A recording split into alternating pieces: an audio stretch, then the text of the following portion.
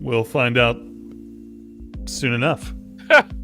Well, I see you. Well, pressed we'll the find button. out. We'll find out 2 weeks from now. The button has been pressed. So, There is no so we're going live. back. Hey, live.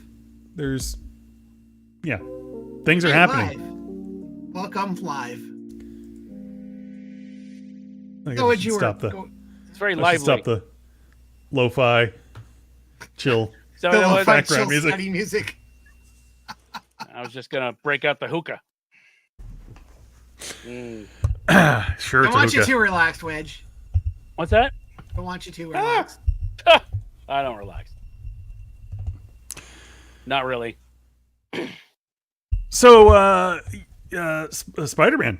Yeah, Have not Have seen Have you it. seen it? not- you have not. Oh, that's why it wasn't on the You are in for a cinematic treat for your eyes, my friend, I'm lovely. so glad. and a decent story too, Yeah. and some good acting. Who knew? I Who would- knew? All around a fantastic movie. Who knew the overused actor of the year was going to be Jonathan Schwartzman? Like, who knew? I didn't Wait, know. who was he? Who was he in that? It was a spot. Oh, yeah, that's right. Oh, Jonathan I keep- Schwartzman or Jason Yeah. Schwartzman? Jason Schwartzman. I'm sorry. Oh, okay, all right. I knew who you meant. Yeah. For the record. There's also a Wes Anderson movie coming out, so Yeah, Yeah. yeah, So he's got work. he's got yeah. work. Absolutely. Listen. And- After Rushmore, he should just have work. Well, it's mostly Wes Anderson movies, so Hold on I mean, one I'm second. fine with that. Mac just wanted to inform me that tomorrow is Flag Day. Hmm. In case anyone's concerned, okay. have you got all of your Flag Day plans? Watch out for those Sorted flag out. smashers. Which flag am I supposed to be having? The grand old one, I guess. Can I claim any nearby land with it? Is the Is the- that looked upon as bad now? What is the relationship between the grand old flag and the grand old Opry? Discuss. All right, stop. Hank Williams played one of them? And it wasn't the Opry. Hey, Hey. that's a very strange euphemism. Flag, it's a grand flag. Yeah, I honestly, Yeah. So yeah. So I'm So glad Spider-Man are you was putting fantastic. your Ferrari flag up? I'm letting my freak flag fly. I'll tell you that much. I was going to ask John if he was putting his Ferrari flag up. It actually it is, but it's in a spot that's not visible because Okay. Ferrari has been a. He lives in an area with a lot of McLaren fanatics, I know. so Am I the only one hearing that from Widge? No, I did hear that from Wedge. Okay, hearing what from which? you're static. You're hot, Static. buzzy man. Hang on. Which is Ruth Buzzy's cousin. Yes. All right, is that any better? No, it's like almost like somebody came unplugged and then didn't quite get plugged back in. Huh. Or perhaps you should unplug something and plug it back in. Yeah, I might try that. Or perhaps All right, hang on a second. nothing. Let me try to find it here.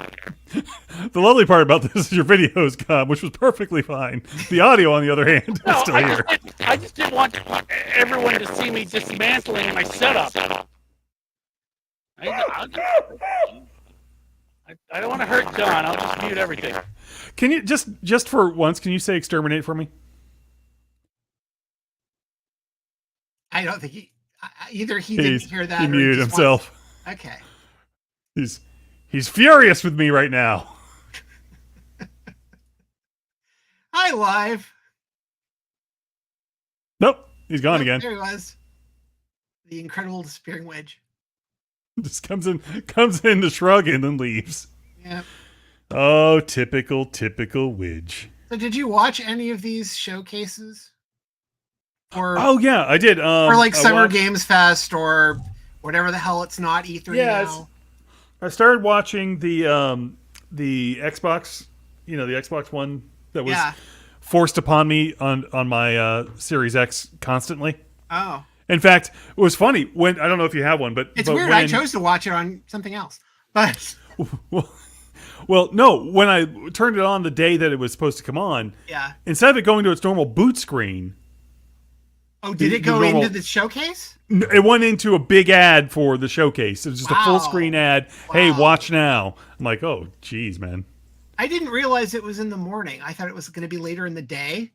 So I actually was able to go back and watch it without the buffering. But yeah, I've quote unquote pre-installed Forza and Starfield. okay. Well, we have the one downstairs. I haven't done that yet. I have the X. I have the Oh, one JJ's here. X. Hey, JJ. JJ. Welcome. You know, I have several X's, but they're all in Texas. Ah, that's what that is. Do they need memory upgrades too? Yeah, they're already behind. Okay. I don't really update them much. Yeah. So God, Starfield is like all the games, right? Starfield looks ridiculous, right? I'm not. It's literally all of the games. I knew. By the way, I knew nothing about it going into it, so I didn't really. I I wasn't didn't really know paying anything attention. either, but it just, we were trying to do the list. It was No Man's Sky and some Minecraft and Mm, just all this, the listing the number of games that are also in Starfield. yeah, it's a little bananas. Yeah. And it'll be just like every other open world game I ever play. I will get to a point where I will not do any of the objectives and just goof Right. around. At a certain point, all I did was drive or ride my horse through the West. In, Exactly. Red Dead. Exactly. I didn't care whatever other areas were open. I mean, I was apparently not that far into the game, but I was like, I have a horse and I have the great outdoors. You know what, Zelda? I'll get to you Camp- as soon as possible. Maybe. Campfire But I'm gonna everywhere. go. I'm gonna go get apples. I'm gonna go collect a lot of apples. That's what I'm gonna do. I'm gonna walk around this nice woods and collect apples, and that is my gameplay. I was so happy to collect backpacks in Spider-Man. So happy. Can I tell you? And I'm not gonna spoil Spider-Man or Miles whatsoever. But in my playthrough of Spider-Man, both Spider-Man and Miles Morales, everything is cool, and no one's dead yet. And the Kingpin's in jail. And I opened up the map and just all I do is open up the map and just find occasional backpacks and swing around and take pictures. And that's about it. That is my Spider-Man playthrough. The thing that I liked so far about Miles a little bit better than Spider-Man is just the fact that now that I have Spider-Man on the PS5, I might be able to adjust this. But for for Miles, I was able to put on the shit that helps you with the pursuing stuff, which is the part of Spider-Man that I'm just a very bad Spider-Man. Yeah. I think Miles has the accessible stuff where you can add like certain visual stuff. Yeah, well, but also it has the basically like a cheat mode that slows shit down and you can catch Yes. up with the cars. Yeah. And I like because catching a pigeon is fucking hard. You're catching. Okay, you're doing the It's catching life- pigeons thing. I just life I gave advice up on that. from I gave JJ. up on that. Oh, I did. My first playthrough on Spider-Man, I gave up, and then when I bought my PlayStation 5, I bought the version of Miles that came with Yeah. Okay. the upgraded, and so I will play through Spider-Man again. I probably won't catch the pigeons. Yeah, I may actually do a for real playthrough at some point. It's good that I've watched Kim play it and she's actually good at it. So I mean, I figure by the time I get through the two games, Spider-Man 2 will be like available for like $5. yeah, maybe unless it's the only big game they have coming for 2 years, in which case no. Well, Wolverine, but Wolverine, yeah. So I think what you need to do, JJ, is play. Is that better? Yeah. Oh, I just reseated everything. I have no idea. That's what it sounded like to me, like something had just sort of Okay. decided and that that it was playing into video time to- games worked. Okay. Yeah. No, that the song "Stop That Pigeon." Oh, wacky races. You need to do it. You need to do a music video of you failing to stop the pigeon set to stop that pigeon. But then I'd actually have to chase the pigeons again.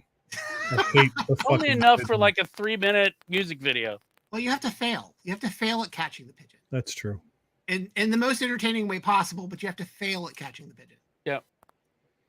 And of course, the thing about Spider-Man 2 that looks great is just the fact they've added. It's not just Manhattan. The fact that they've added Brooklyn and Queens. Yeah, That will be fun. that's fun. Now, are they connected like they're actually connected, or is it a like can you? Well, they were in the first couple of games, but they were just invisible walls that you couldn't. They were there, but I mean, can you swing nonstop between boroughs? In what we have seen so far, we don't know. What we have seen so far is Miles is in Manhattan and has the thought of like, oh wait, Peter needs to something, and then you hit a button and it swaps to Peter, and Peter's in Queens. Hmm. So I don't know if it's free world, but it's not like Tuffley was saying. They already had the bridges and stuff in the other ones, so it's just a matter of connecting the bridge thoroughfare, and it shouldn't be that hard. Shouldn't be. Like I know shit about making Yeah, games. it's like- game developing. yeah, like one of the goals is like, oh hey, crossover on the underside of a bridge, or make some kind of webbing raft just for the sheer fuck of it. Well, again, in the first one, there would be probably a backpack or a Osborne Yeah, chemical plant thing that you would be under a bridge the anyway. bridge, yeah. Mm. Hey, Widge, can you give me a mic check real quick? Yeah. Hi. Is doing it again? It was. I turned off your echo cancellation, and then your volume got super low. Okay. All right. Hang on. Turn your volume up a bit. Not like that weird mic I had that made my voice speed up. Is that better? Well, I mean, I can hear you. It could be louder. I don't know what's hang going on. on. Yeah, it's weird. You're about half the volume the rest of us are. I'm half the volume I used to be.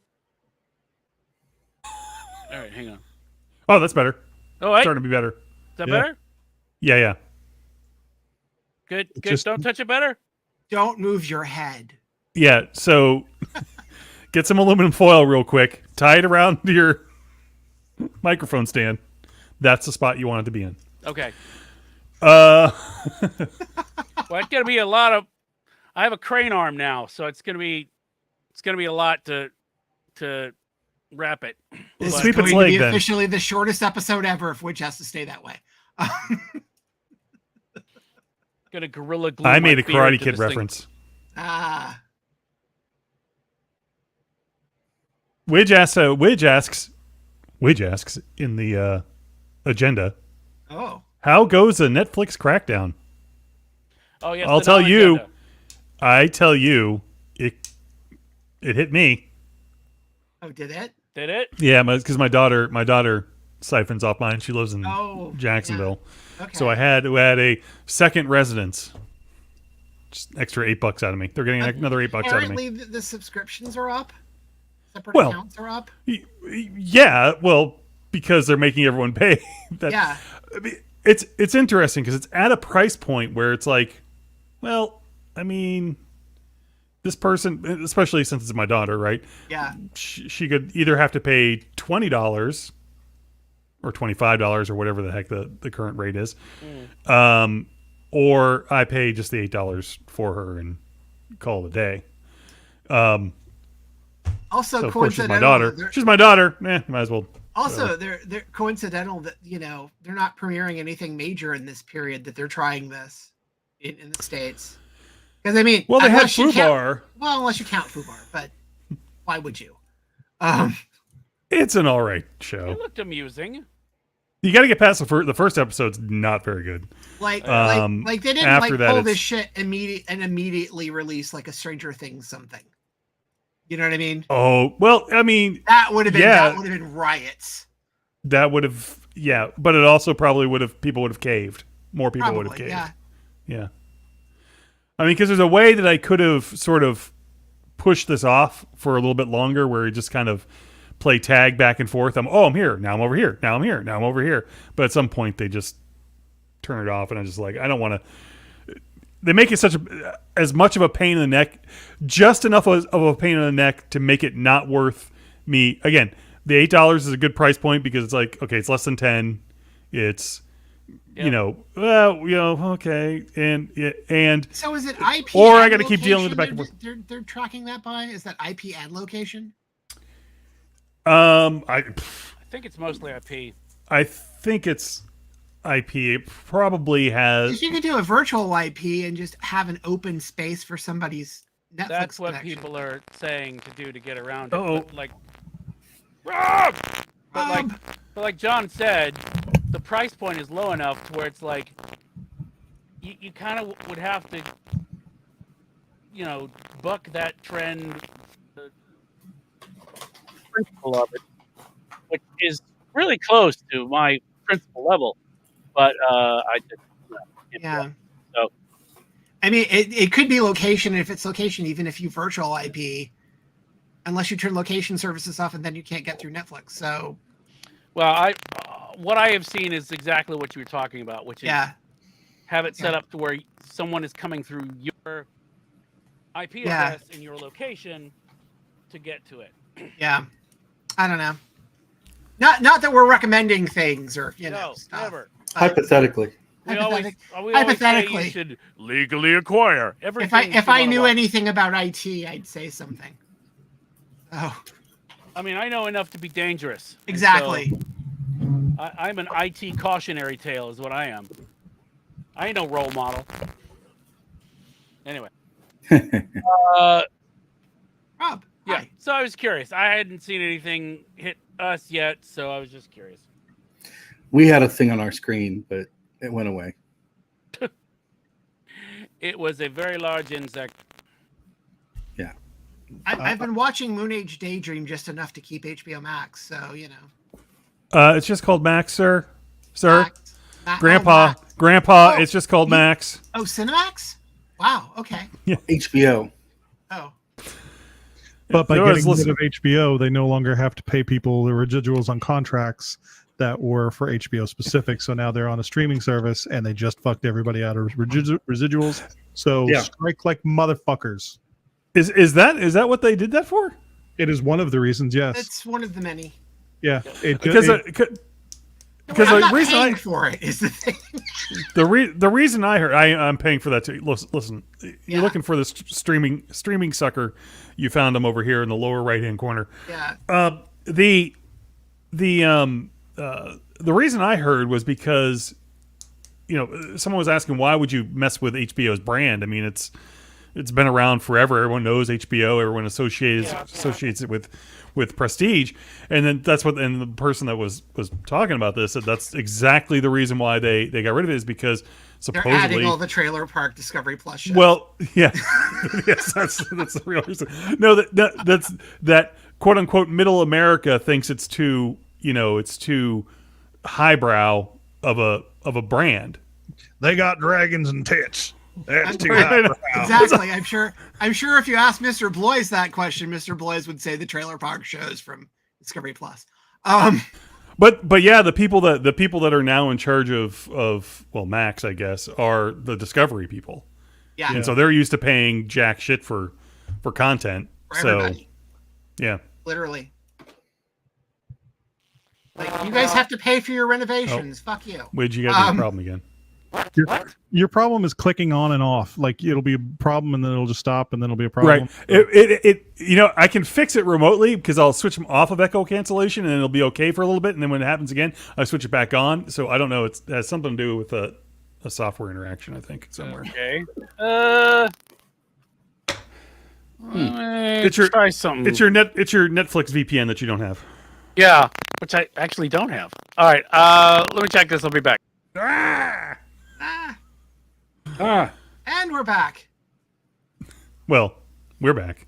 We're back. I will say that allegedly Max is a very easy password to share. Allegedly. Allegedly. Well, we have to log in through AT&T though, so it's not. Oh, sorry to hear that. A, I have to remember what the AT&T password is, so not that easy. B, I have to be on AT&T. I thought that AT&T stopped existing like 20 years ago. I think that's Southwestern Bell you're thinking. Oh. Oh, Bell South. Yeah, or Bell Atlantic. Or any of Ma Bell. Yeah, Ma Bell. or Paw Bell. We don't talk check about the- Paw Bell. Check Wikipedia, kids.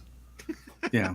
All I know is my father was a telephone repairman when I was a child, and he worked for Ma Bell, and then Ma Bell went under, and then he worked for independent companies. Nice. Ma Bell went under. I bet she did. But on bomb. Yeah. Back in the days when you had to rent a phone. And unless I am not mistaken, that's a sexual reference? So I see someone didn't go see Love and Rockets tonight. So, Oh no, I didn't. neither did I. I'm not even reading Love and Rockets. I had my car broken into, man. Shut up. The Steal Your Records. No. I was challenged. Sorry to hear that, man. No, the lovely Kia challenged.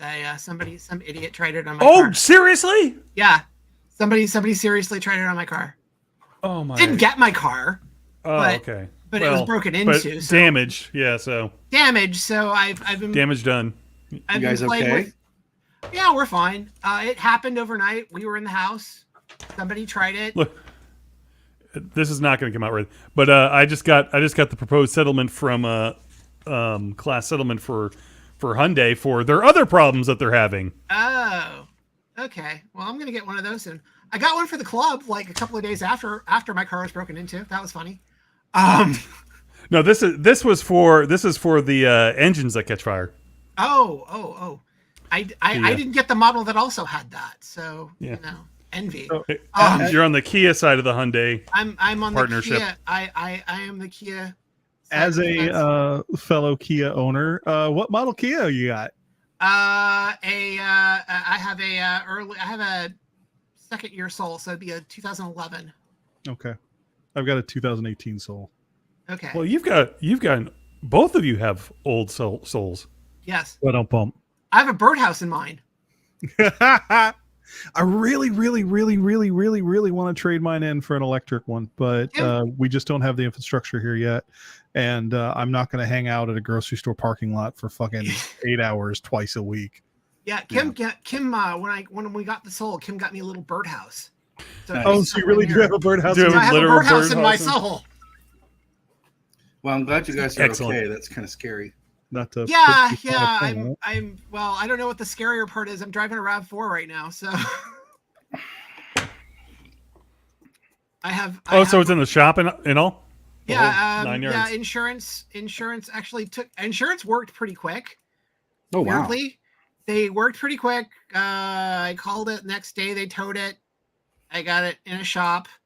Now the shop part's going to be the fun part because I haven't heard back, and it was supposed to be 2 days. So So at this time, we'd like to announce our Kickstarter, Save the Tuffleys. So, that would be a please help. GoFundMe. yeah, please help this tragic family overcome. we want to their- cross that out and the time of enrich the difficulty. Tuffleys. Right. We'll Right. do- Right. Cue up the Sarah McLachlan. Right. Ride the Tuffleys. Is that what you? Oh no. No. Get the No, Tuffleys no, a ride. No. No. Ride the No. Tuffleys is a terrible Metallica album. No. Also, we have poor backs, so that's not really going to work for either of us. Baby, I ain't got back. That's probably a good thing. Probably a good thing. Very few people should. Which is back. Just back. There he is. All right, is this working at all? Oh, Yes. you sound like your overnights on KFM. The Mix, Hard Rock, Is that In- good? Light Soul. You sound great. Okay, Funny I you mentioned that. changed browsers. You've already missed the video game and theft conversations. Congratulations. Video game and theft. Wow. And we weren't talking about Grand Theft Auto. Yeah. Although Grand Theft Auto 6, Although in a way we kind of were when you Yeah. think about it. Yeah, By I guess Grand you Theft Auto- didn't come home from that experience to play Grand Theft Auto. That probably was a Bad thing to do. Actually, I did. Um, Did you play Cars by Gary Newman right after that? yes, I did. And then did you watch the Corbin movie with that Ron Howard directed called Grand Theft Auto? No, that one I didn't. I watched the what was the one? The one about the racing one that Hemsworth's in. Rush. Yeah, Oh, I watched that one. You should Okay, watch. wait. You should watch Formula Le One Mans- one, right? You Yeah. should watch Le Mans with James Garner. What But not happened to the Ford versus Tuffleys Ferrari. that involves vehicles that we have to do a GoFundMe? What is happening? I had my car broken into Oh shit! by other content creators. He lost his soul. He had a soul?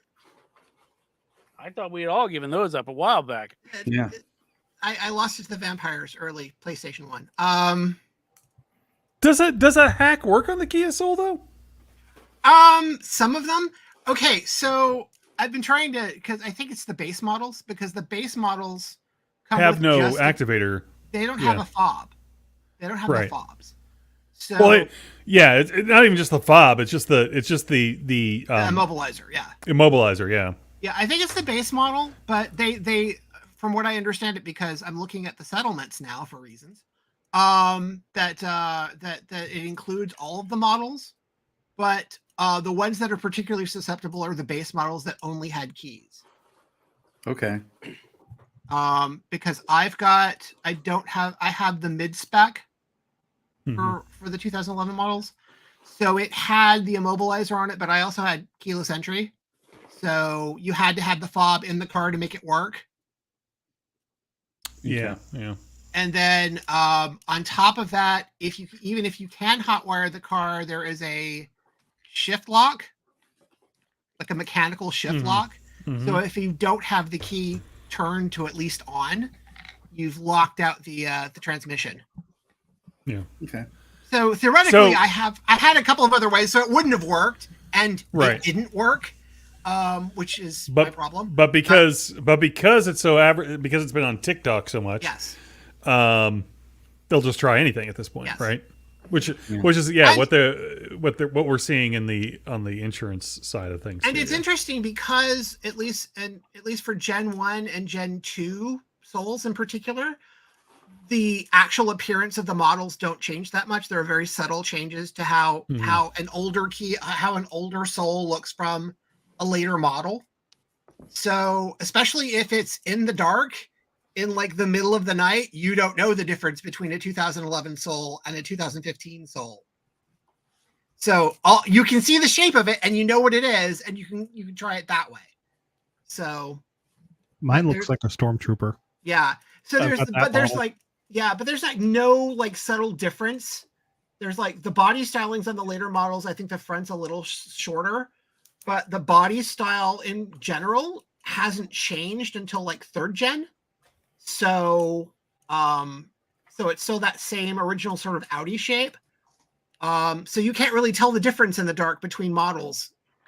You don't know what year it is when you try to break in. So I will say that as long as they keep the basic inside, so someone who is 6'2" but has very short legs and a long torso and can't fit into most cars and can barely fit into a Kia without bumping my head, I will stay in the Kia Yeah. Soul realm. It's either that or drive a van. yeah, I really like the body shape. And also having driven around a RAV4 for the better part of a week, RAV4s are too big. I thought they were always small, Yeah. But- no. but everything got bigger. Well, once you get used to driving a car that has absolutely Ladies. no butt, I mean, Yeah. a Kia Soul has no butt, and it is so good for parallel parking. Yeah, it took me a minute. I needed to figure out the turn radius on the RAV before I drove anywhere. Because I'm used to a small turning radius, and it just drove me nuts that the car. There is a portion of car that I now have that I didn't have before, so I have to be very careful about that in a Well, I mean- rental. The two vehicles I drive on a regular basis are a Kia Soul and then a 43-foot bus. So Wow. Okay then. Like you could swallow like JJ, four man four of those. extremes. Yes. Yep.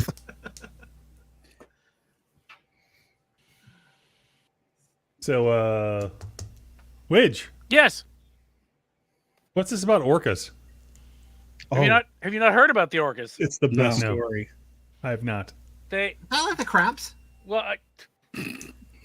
JJ, you want to do the honors? Well, orcas have become, or at least this one specific area, orcas have become class fighters. They're smashing yachts. Oh, Yes. Awesome. And teaching each other how to do it. How to do it, yeah. And they are specifically just sinking yachts. Only yachts. Yes. I swear that was a Sega game. I swear I played that on That the warms Genesis. my my Um, heart. Well, that would Is be that would probably be what, Echo 2? Yeah, Echo that's what I was 2. gonna say. Yeah, let's see. What is it? The headline that I had grabbed for this was from the Insider. It says a ship captain who's been attacked by orcas twice says they're learning how to attack boats faster. It didn't take them that long to destroy both rudders, he says. So, yeah, they're being more coordinated, they're quieter and faster. Wow. John Carpenter, are you listening? This is your next movie. I mean, it only took them like what 6-7 years to make Cocaine Bear. We'll Sure. get it. Sure. Well, I mean, you just need to remake the Richard Harris movie Orca and like make it Ooh. actually good this time. Okay. Right. We'll put Jared Harris in it and give it a script. Ooh. Okay. Whereabouts is it? Whereabouts is this? What part of the Yes. world do we know? I don't remember. I'm looking. Strait of Gibraltar is where they had one attack. Surrounded with a pack of 8 orcas pushing the boat around for an hour. So it's, Nice. so it's punk orcas. Yeah. That's awesome.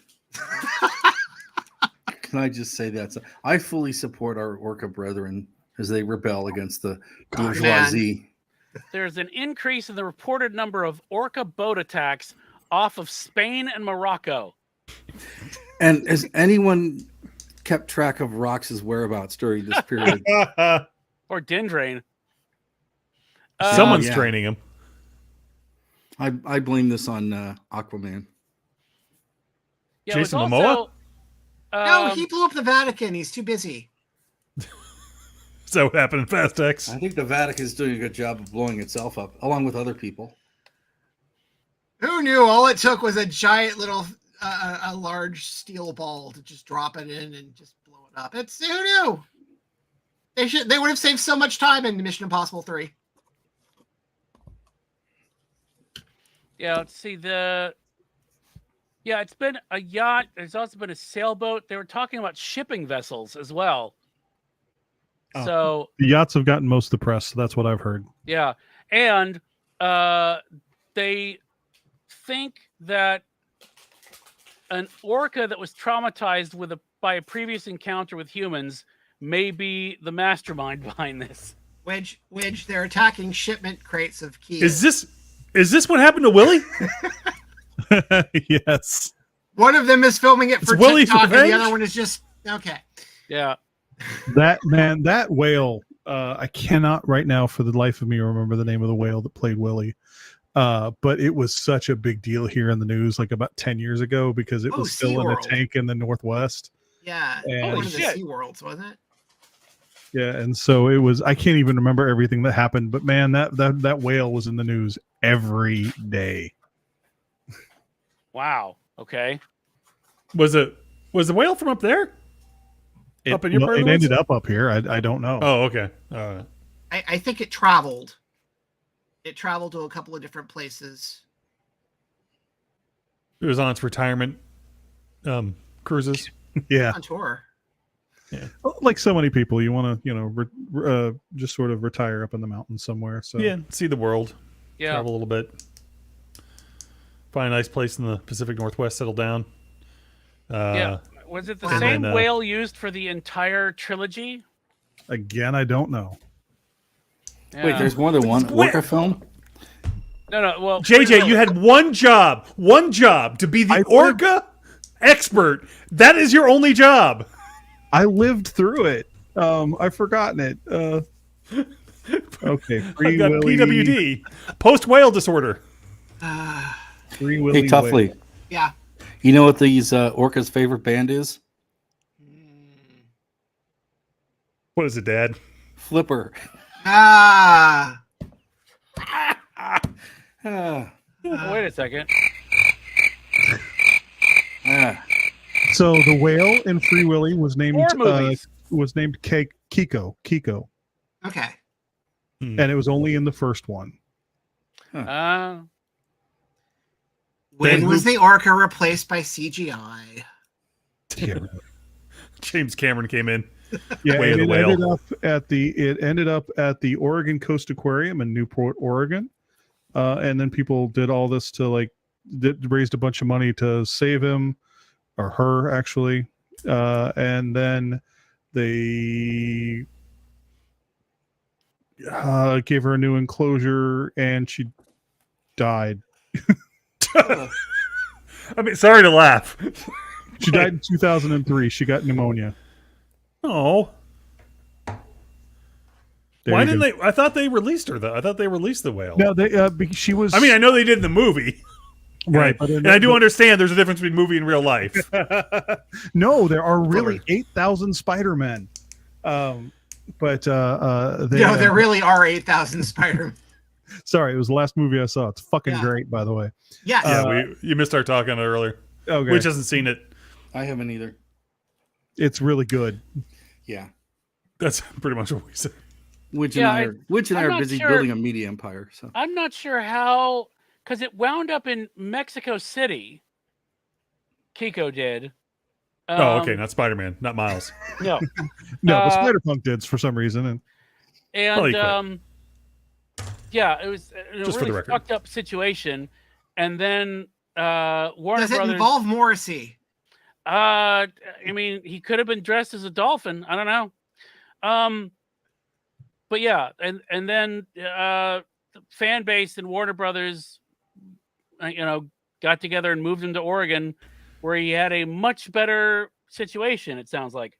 yeah, and then lived there from looked like 97 to no, it wasn't 97. It had to have been later than that.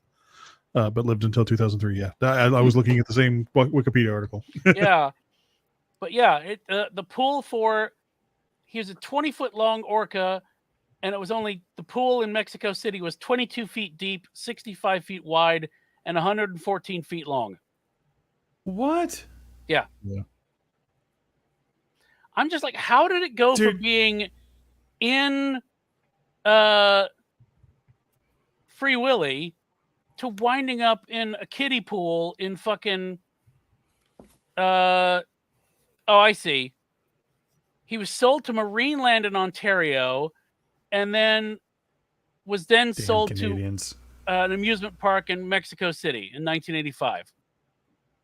Lovely. Yeah, as you do. Yep. And that has It's- been the it's- depressing part of your childhood part of this Yep. podcast. So is this the I point where blame NAFTA. Next- Is this, Next episode, we'll be talking about the Thundercats and Mange. so is so again, So is this the point where we transition into Sarah Polley doing the live action Bambi? What? Yeah, that got announced today. Oh, well, a lot of things Live happened. today. action- A lot of famous people died. A Some lot of people were arrested. I mean, they say live action remake. It's probably gonna be CGI. one of the Yeah. first, Like one of the Lion first King, but- movies that got kicked. What out. is she play? What is she playing? The hunter? I No, think What, she's I mean, there's no directing human. she's directing it. She's directing. Oh, Well, there were no humans in Lion King, but there were a lot of actors in it. I think Casey Musgraves is doing some of the music. I don't I Okay. mean, know. I guess so- she could be a voiceover, I suppose. Yeah. So here's a question. So has anyone seen The Little Mermaid, the new Little Mermaid? No. No, Because I heard it was better than you would think. Is what I heard. That is what I heard too. And I'd I will assume it say, is.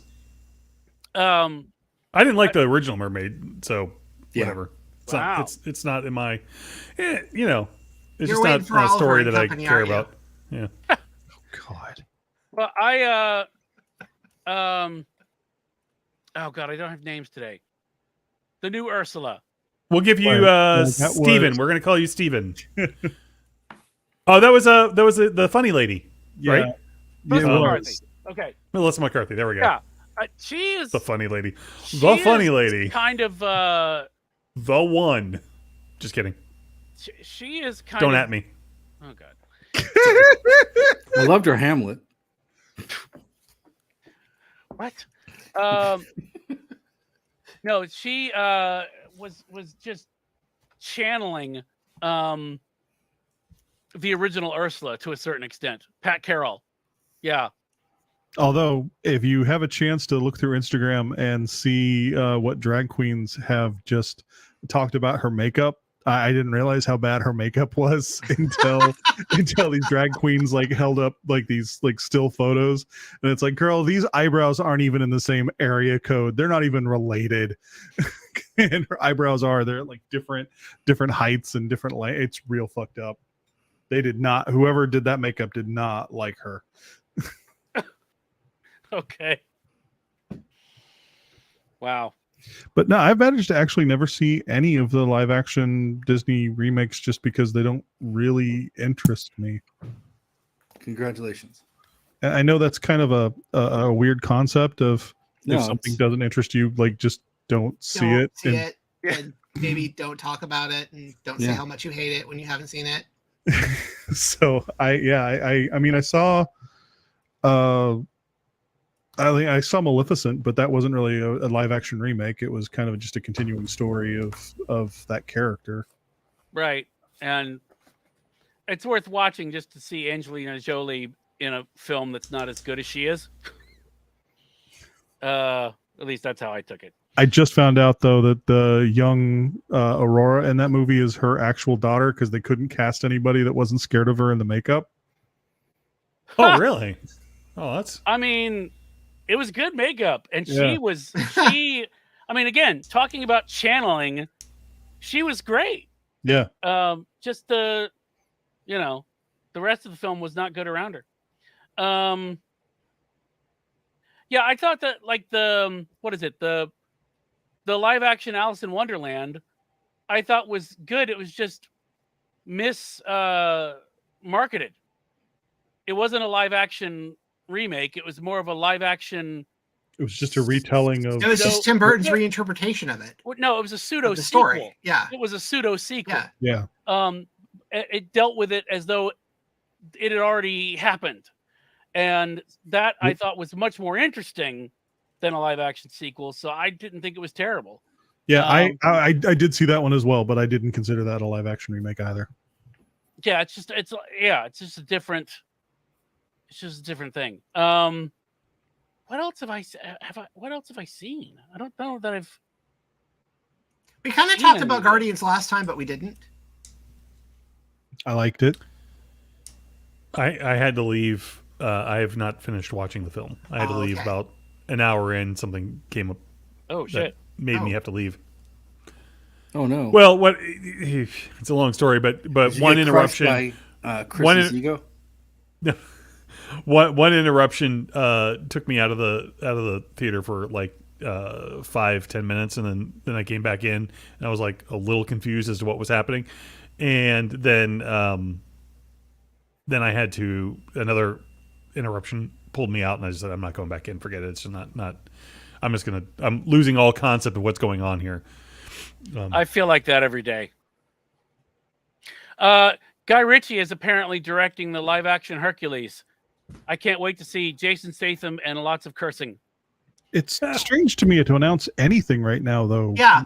'cause Well, no. we know- It's release date TBA. It's just probably in development at this point. It is strange, although JJ, to your point, it is really strange for them to keep making deals yeah, because to announce things with a locked like date. we don't know anything right Yeah. now. I mean, that's Aren't Disney they- just moved a bunch of shit because we don't know shit. Yeah. they Aren't pushed the back- actors about ready to strike too? Yeah, well, Yeah. they've already authorized SAG's, it. they- SAG's like, Oh, authorized they've strike. authorized it, I right? think it was but- like 98% for it. Yeah, Yeah. the Directors Guild is the only guild that is actually in a new deal.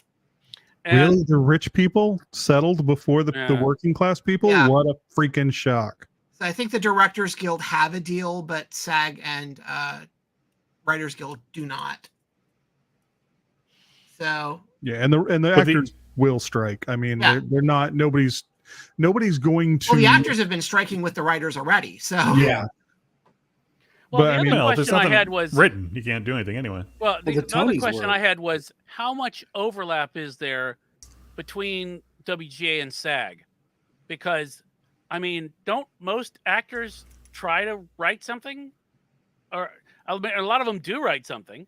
Well, that's part of the whole thing of like, well, in the case of they were filming Andor for a little while, and it was kind of a weird, again, that sort of gray area Because of Gilroy is writing it and producing it and is the producing it and showrunner. kind of directing it. Yeah. Yeah, and so but Disney basically said that if you are a producer who's a writer, we expect you to fulfill your contractual obligations, but then you also fall into the thing of they were still casting, and so depending on your view of casting is also a form of writing, and the fact that unless you cast somebody who perfectly is going to embody the role, you kind of have to tailor it to them, and that means that while you're in the room as a writer, you're rewriting your ideas, and so that's why he eventually just shut that down. Or if you're in editing, you're in editing and you're a showrunner and you're sitting there trying to figure out the thing that worked and you wrote the material, Yeah. or you have to figure out a way to get around it and you wrote the material, you're still writing. Yeah, so I mean that's Producers Guild, not actors like you were saying, but it's the same kind of thing of if you're in a production, say like if you were doing a Judd Apatow film where they're like, we'll do this one that's a script and now play along, just play around and improvise. Technically, that's writing. Mhm. Yeah. But it is interesting to see some of this stuff. Some of the stuff that gets nebulously announced is but the stuff that that actually gets announced with a date feels a little weird right now. So the improv stuff, wasn't that what kind of shut down Deadpool shooting as well? Because though they had a script in hand, they knew that it was like and Deadpool says something funny here.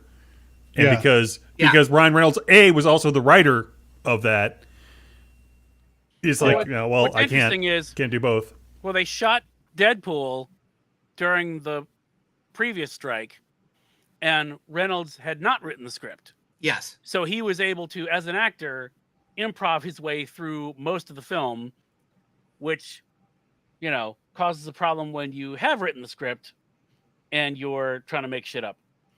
I will say this, the one live action thing that I've heard announced, no date, but the director of the live action Aristocats. Yeah, It's- Questlove. Questlove. I'll go see that. Yeah. Yeah. He'll probably Absolutely. take the horrible racism out of that film. So cool. Yes. Because I hadn't seen that movie in years and watched it again for the first time a few months ago, Yeah. and I was shocked. I haven't seen it in forever. I mostly remember it for the music, which was great. There's a Siamese cat that plays piano with chopsticks. Ew. Mm. Oh dear. Yeah. I Although don't get did it. they What's kind the of reuse that racist joke? about that? Well, they did kind of reuse It's that just- joke from Lady and the Tramp. So Yeah. It's the Disney racism liked to that, reuse things. that Disney enjoys, the casual kind. Yeah. Casual and comfortable. Just like they borrowed like all the animal models from Jungle Book and made it Robin Hood. Yeah. Yeah, it's just like that. So, what have you guys heard about Song of the South? Is it pretty good? I mean, I heard they're making a ride about it. Yeah, it can't be All that right, bad. all right. A show Well, it with is 5 Florida. white If guys. anybody would make Let's a wait ride for out. that. Yeah. My hypothesis is that the reason why DeSantis wanted to take over the Disney board so fast is he wanted to prevent them from taking down Splash Mountain and retheming it. Too late. The thing of the Tried to thing pass a that's law for that too. Go on. just kind of crazy about the whole Song of the South thing is they can turn their back on it all they want, but the song Zippity Doodah is such a innocuous Disney song that they'll never be able to fully erase the fact that It's a that good movie song. exists. Yeah. There's nothing, as far as I know, as the white dude that I am, there's nothing inherently bad about Yeah. that song. Well, it also won an Checking Oscar, now. so it's sort of even if they delete it, Oscar's rather fond of who wins stuff. So Yeah, and I did the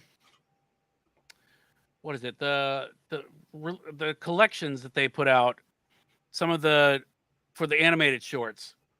I did like how they included the ones that are dated, shall we say, but contextualized the dating of it so you don't lose the good parts of it, like the artistry of the animation and the stuff like that. So, and I do think it's kind of important to see horrible shit like that so that you just go, ah, Yeah, they're doing that now with a lot of the soundies. Yeah. They're sort of contextualizing that, well, these were. didn't Disney Plus have? Or it might have been Hulu, but somebody had added warnings to some of the content. Well, Disney Plus did, because the Yeah. first Yeah, thing I saw it that's what I on thought. was an episode of the Muppet Show, and I'm like, Yeah. come on, what happened in the Muppet Show that's going to be that bad? And the entire episode revolved around a group of Saudis trying to buy the theater because they wanted to drill for oil. Yeah. And you go, oh yeah, that's right. Oh, yeah, Casual that. racism was all over the place when I Oh, was a child. 70s variety shows. Yeah. And then like the next episode had Penguin singing Mammy, and I was like, wow, I never realized that Penguin looked like Yeah. minstrel shows before. This is Hmm. awful. what was it? The line from Greg Davies, firing cheese balls at a dog, which is one of my favorite stand-up routines. He's talking about how they the reasoning for calling the headmaster of their school Fat Chan, and he said, and in this area of England in the 1970s, that kind of casual racism was entirely permitted. Basically explaining, again, contextualizing, funnily, why in the world someone would do that. Yeah. According to Wikipedia, or according to the internet, rather, and that doesn't inclusive of Well, Wikipedia. that proves Zippity better Doo than Dah. what you're about to say. Zippity Doo Dah is not a racist song. However, it has been removed from most of all the Disney parks just because of it being from that film. So they have removed it out of their music loops and removed out of parades and things like that. Okay, because it was still in the almost called the Ride Song of the South. It was still in Splash Mountain when I Yeah. went there a couple of years ago. Of course not. Yeah, now. well, Splash Mountain isn't Splash Mountain anymore. Well, I mean, I think it's still. I don't actually. It's interesting. I wonder what it is going to be called. It's going to Something be with Splash Mountain. Princess and the Frog, isn't it? Well, I Yeah. know it's themed that Yeah, way, it's but themed that but I don't think there was actually a quote unquote Splash Mountain in Song of the South. I think they should call it The Princess and the Flume. Ah, Call it Thanks, Dad. call it Ride This Damn Ride, because somewhere Keith David's probably getting a check for it. So I'm good with that. Yeah, Yeah. I'm totally fine with that. I think Keith David should do all the whole talking for whenever you call Disney. You get Keith David, like his voice talking to yeah. you. Did Keith David recently pass? Oh, fuck. Don't you fucking dare. What? No. There's a reason why he just came up in my life the other day, and I can't remember what it. he's in every video game known to man, so you've probably. Well, I just know heard of him. that. Yeah, he's in Because No, the. you there were was- rewatching Thing. Yeah, They live? No. Yeah, well, they live. That's another good one. Actually, what is it's funny. I think, and I thought of this the other day because Kim reminded me of it. But they've got a bit in Saints Row where Piper's in it for a couple of seconds, and Keith David's the president, and they make up the parody of them fighting in the alley. It's nice. it's funny, it's really Oh, that's great. good. Yeah, I did not realize this until I saw that documentary on Nope. Shudder. Huh? Oh, it was Nope. Okay. Oh, Yeah, I saw him in Nope. That's what Okay. it was. Okay. Yeah, he's very good in that. But in on Shudder, there's a great documentary called Horror Noir, Noire, I believe. Have you seen that, JJ? Yes, I have. It's so good. But one of the things is they have Keith David and I think is it Tony Todd that he's with? Or believe no, it's so. Ken Foree. It's Ken Foree. Oh, okay, yeah. Yeah. And I did not realize that The Thing was basically his first movie. I mean, just for some reason, I've always thought, well, there's always been, Keith David. So that was kind of the birth of him and Wilford Brimley. What? I thought Wilford Brimley was what? Well, Wilford Brimley had an entire career. He didn't start acting until he'd retired. Well, he was a stuntman, wasn't he? Wasn't he? Or is that? Am I making that up? don't know. Well, Widge, you're incorrect. His first movie role was actually Oh, Disco Godfather. Disco Godfather. He was a patron in that film. So nice try, Widge. Nice Okay, try the getting it same- over on the everybody. The same thing with Keith David coming into your life. Disco Ah. Godfather. This is not the first Disco Godfather reference I've Yeah. had this week. That's really So- terrifying. No, he was JJ. He was an extra and a stuntman, Okay. and then he became his first, according to Wikipedia, which is always right, his first credited feature film performance was The China Syndrome in '79. Okay. Then Yeah, he I was, was- in Absence of Malice at 81. But you're right. The Thing was his first major role. Yeah. Again, I just assumed. Well, there's always been a Wilford Brimley, Right. you know. I Yeah. think they just added Disco Godfather to Night Flight. I think. Yeah. That's what His that- Oh wow, record album was surprisingly good. Wilford Brimley. Yeah. Diabetes the album. Disco Godfathers.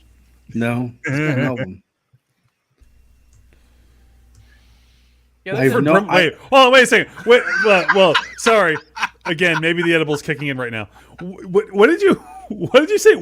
Wilford Brimley made a what? It's a record album. Yeah. Was it what For- genre was what it? genre? Yeah. It's basically In my like mind, a it was kind of disco. It's kind of like a bluegrass Wilford Brimley with the Jeff Hamilton trio. That's the one I'm Doesn't talking surprise me. about. That seems like a very Wilford Yeah. Brimley thing to do. Yeah. Yeah. I mean, everybody from Yeah. that to like fucking who was it that because I was doing, I think Tuffley was there for this, but I was doing a panel at Dragon Con and I was leaving the table, heading to the door, and someone said, "Hey, you're weird. Here's a CD for you." And it was the Wilford Brimley CD. Oh right. Yeah. I think it was. one And of I those. remember looking at you and I'm like, "What did you do?" And you're like, "Don't blame this shit on me." And I said, "Okay." That's something fun you can well, do. Well, my other that you can do. response was, "Don't give it to me. I don't want it." I have a That's- particular guest who, when it comes to the con, that we leave each other stupid shit. But yeah. Yeah, I mean, to me, I figure if Rick Moranis can do a country album, then anyone can, and That's a Wilford great Brimley's album. not that shocking. So It actually is surprisingly good. Yeah. Yeah. Good Lord. Again, Wilford Brimley has always looked like Wilford Brimley, but apparently for Cocoon, he was only 49 when he was cast, Yeah. 2 decades younger than anybody else who was in the retirement home, and had to like bleach his hair and mustache and get makeup to get the wrinkles and liver spots. Yeah. I honestly thought that was him. yeah, Yeah, I do Wilford too. Brimley in Cocoon is younger than Tom Cruise. Wait, Tom Cruise is in Cocoon? No, I'm saying Tom Cruise now. Oh. The Man, Tom don't do Cruise that- that's don't about do to that have shit to another me. Mission Impossible Man, movie don't coming do out. that shit to Yeah. me. Another 2 come out. Yeah. Yeah. It's like I just found out today. It's just one of those weird things that you read that Ted Cruz is younger than Gwen Stefani. And we care about this. Why? It just was one of those things you're like, oh, that's fucked up because Yeah. he's been dead inside for so long that Well, so is her career. So she's Hey. just pops up. And she's also a fairly decent human being, from what I can tell. Hmm. Unlike the other two. Okay, Wow. I haven't met her, so I see someone has. Rob can't abide anybody being a decent human being. no, I hope their Rob, music Rob will lived say- through that last No Doubt album. I never did. I never lived through the first one. So Wow. you want to hear a ska I record? like No Doubt. Fine. Buy a Fishbone record or the specials. Call it a I fucking listen day. to both I those will- too as well. When I first heard that very first No Doubt album, I was impressed by Gwen Stefani's voice and the fact that I thought she sounded a lot like Yeah. Geddy Lee doing ska. Well, the thing Oh, is, that's an interesting way to look at it. Yeah. but the thing is, nobody really remembers the first 2 No Doubt albums. Okay, Or yeah, Mm. first. or they confuse them with Letters to Cleo. Yeah, like nobody really. Everybody thinks. Oh, if you ask anyone except Tragic us, Kingdom. Yeah. what the first No Doubt album is. Most people will say Tragic Kingdom. Yeah, that is the first one I heard. Yeah. Because nobody even like, because it's one of those like little factoids like, oh, they did 2 ska records. Really? Toughly, have you ever stopped during the day and just paused when you look at your music and stuff and realize that we're not well? I don't have to stop for that. I don't really have that. Really? Okay. I don't have to stop. I just do I'm it while already I'm aware of going I'm along. already aware of how unwell I am. So. Yeah, absolutely. I mean, this is not a shocking thing. It's like, what was it? I wish I could remember the comedian who said, I can't take naps during the day because every time I wake up, I have this sudden shocking realization of who I am and what I've been doing with my life, and I just can't do that twice a day. So Yeah. that's me. I'm still rebuying half the shit I already own on vinyl. What are you So, asking me this? You know, I'm just going to put this out there toughly, but perhaps the time you spent buying that vinyl could be spent joining Widge and I on the dark side.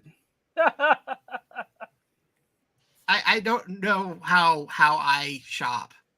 It's basically You don't know how you shop. no. I said you don't know how I shop. Oh, Oh, I do. Yeah. Like I go to eBay, I do a search, I find the thing, I do buy it now, and I buy it now. That's what I do.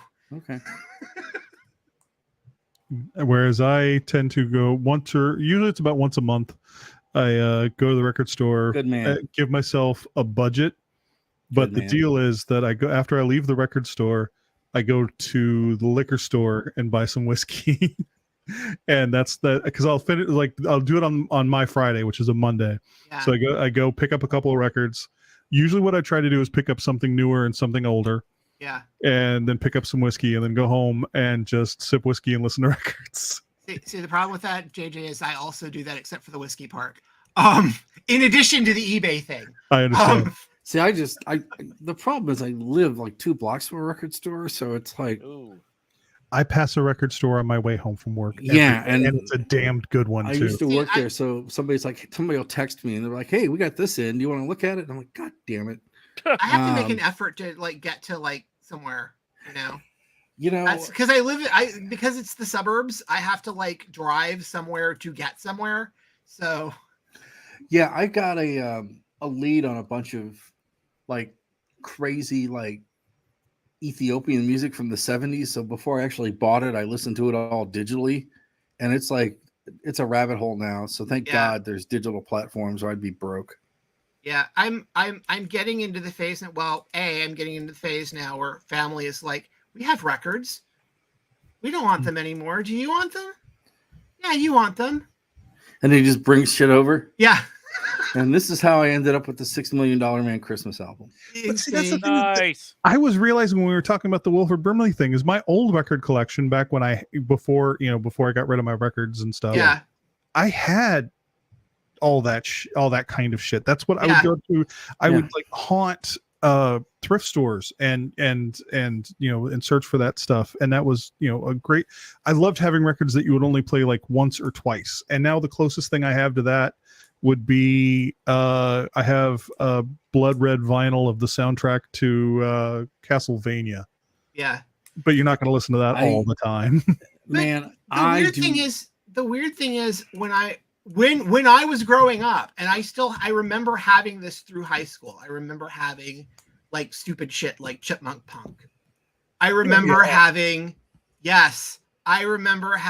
like the War of the Worlds recording, like the Orson Welles recording of it. I remember like getting stupid like top 40 when ZYP used to give away like Cinderella and Bon Jovi records. I had those. Mm-hmm. Like all the stupid radio giveaways, like all of that stuff. I think there's a Kids Incorporated record floating around somewhere in the universe that probably used to belong to me. I found in my declutter, I found the Electric Company record the other day with the insert. No, I had the Spidey Super Stories one. Oh, I would that's love cool. that just to have the theme song. Yeah, I had from the record giveaway, I had like Power Mad's first EP and and just things like that. And I just and I don't even know where to eBay, but other than really hunting for it. Yeah, I'm gonna start not gonna come back. dumping whatever vinyl I've got left on Discogs and eBay just because let them be some other weirdo's problem. I can't do it. I do not miss carrying like crates of records anywhere. Yeah. I am trying to be careful about this. I am trying to be careful about this and a little more selective. I'm also starting to go out of my way to get stuff I don't already have digitally. So that is making me go look at other stuff. So If I buy new stuff now, I buy it on vinyl. I don't buy it any other way. I mean, I still love going, you know, like if I come to Dragon Con, I still love like going to actual record stores in yeah. right. I mean, I like, you know, like doing that, but I also like not having to worry about packing them. True. Yeah. But there is something just absolutely wonderful about, you know, just finding Yes. that, you know, something you've been looking for, some remastered reissue on 180 gram vinyl, and you just go, it's here. And it's just, So I what's don't know. what's the cassette version of 180 gram vinyl? Because Rob sent me Don't this wish thing. that. Don't wish that. Man, no, it'll happen. Sets are happening. It's happening. I'm not Yes. making it happen. It's already happening. I was The stupefied. Burger when King and Family Guy. Watch went- that, dude. I went into a friend of mine owns a record store, and I went there the other day, and I hadn't been there in probably 6 months. And all of a sudden, there's a whole wall of cassette. I'm like, what is this? Right? Yeah. And it's all cassettes, right? And I And then- haven't seen like the new cassette thing, but it's not like the at least near the end they had I the Chrome, everybody released on Chrome tapes, and I got a Chrome tape So last week. I mean, bands are starting to send me cassettes. I'm like, I can't play them on anything. Will you leave me alone? Right? so are the I new don't ones? So are the That's new ones just that nuts. the Chrome type, or are they just Some the cheap are. ones? Okay, Some that's are. It just because depends. the ones I've seen are like the cheap ones, so they're not even like good Yeah. quality ones. And then, you know, the other frightening thing is now there's, you know, this is begat the VHS comeback, right? What? Jesus, what? You know, I sent my friend, I said, here's a list of the cassettes I know I have. He goes, bring them in. And I'm like, really? So did any of you guys have HD VHS? No. Like the format they came out with at the end? I saw like a segment the other day where somebody Oh, I had remember those. Yeah. the HD VHS, and the quality was, they were talking about the quality was really, really good. Yeah. I mean, I So- still have my VHS player, but I For the stopped most plugged part, in. I run towards digital to get rid of physical media. The one thing I will know. say- Yep. the one thing I have found though, like I said, I have found that having records again has sort of made me listen to a lot more. I even listen to more digital music, but there's I mean, something about, because think I got into an era yeah. where I was listening to a lot of podcasts and not really listening to a lot of music. But there's something about that tactile nature that is good for me. Yeah. I mean, I like the idea of like an album with artwork or a CD with artwork and sleep. Like I got the new Love and Rockets thing the other day. And today when I opened it, it's got a booklet, and the booklet's like 22 pages of information and stuff, right? Mhm. Which was like, oh, this is cool. What's this, right? So I like that stuff. I just don't like I'm not paying $60 for New Order vinyl that I bought 20 years ago for like a third of the price. It sounds exactly the same, right? Understand? And I just think that they've really cultivated this like vinyl buying culture where they're taking advantage of people, right? Although if anybody from New Order is listening, or even Peter Hook, I will take a repress of Substance. Please repress Substance. do you I not cannot- have? Do you not have an original? No, I have it on CD. I'm gonna look. Yes. I might. Wheels if I are ha- turning, gears are turning. Good. If Continue I turning have, those if I have a gears. second one, I will just send it to Okay. you. But I don't know if I have a second one. Because I was going to say I don't have the kidneys for that. At one I point, don't- I had- can't sell at the one point, kidneys I to had get 4 of a them. copy of that. So But I don't know where they went.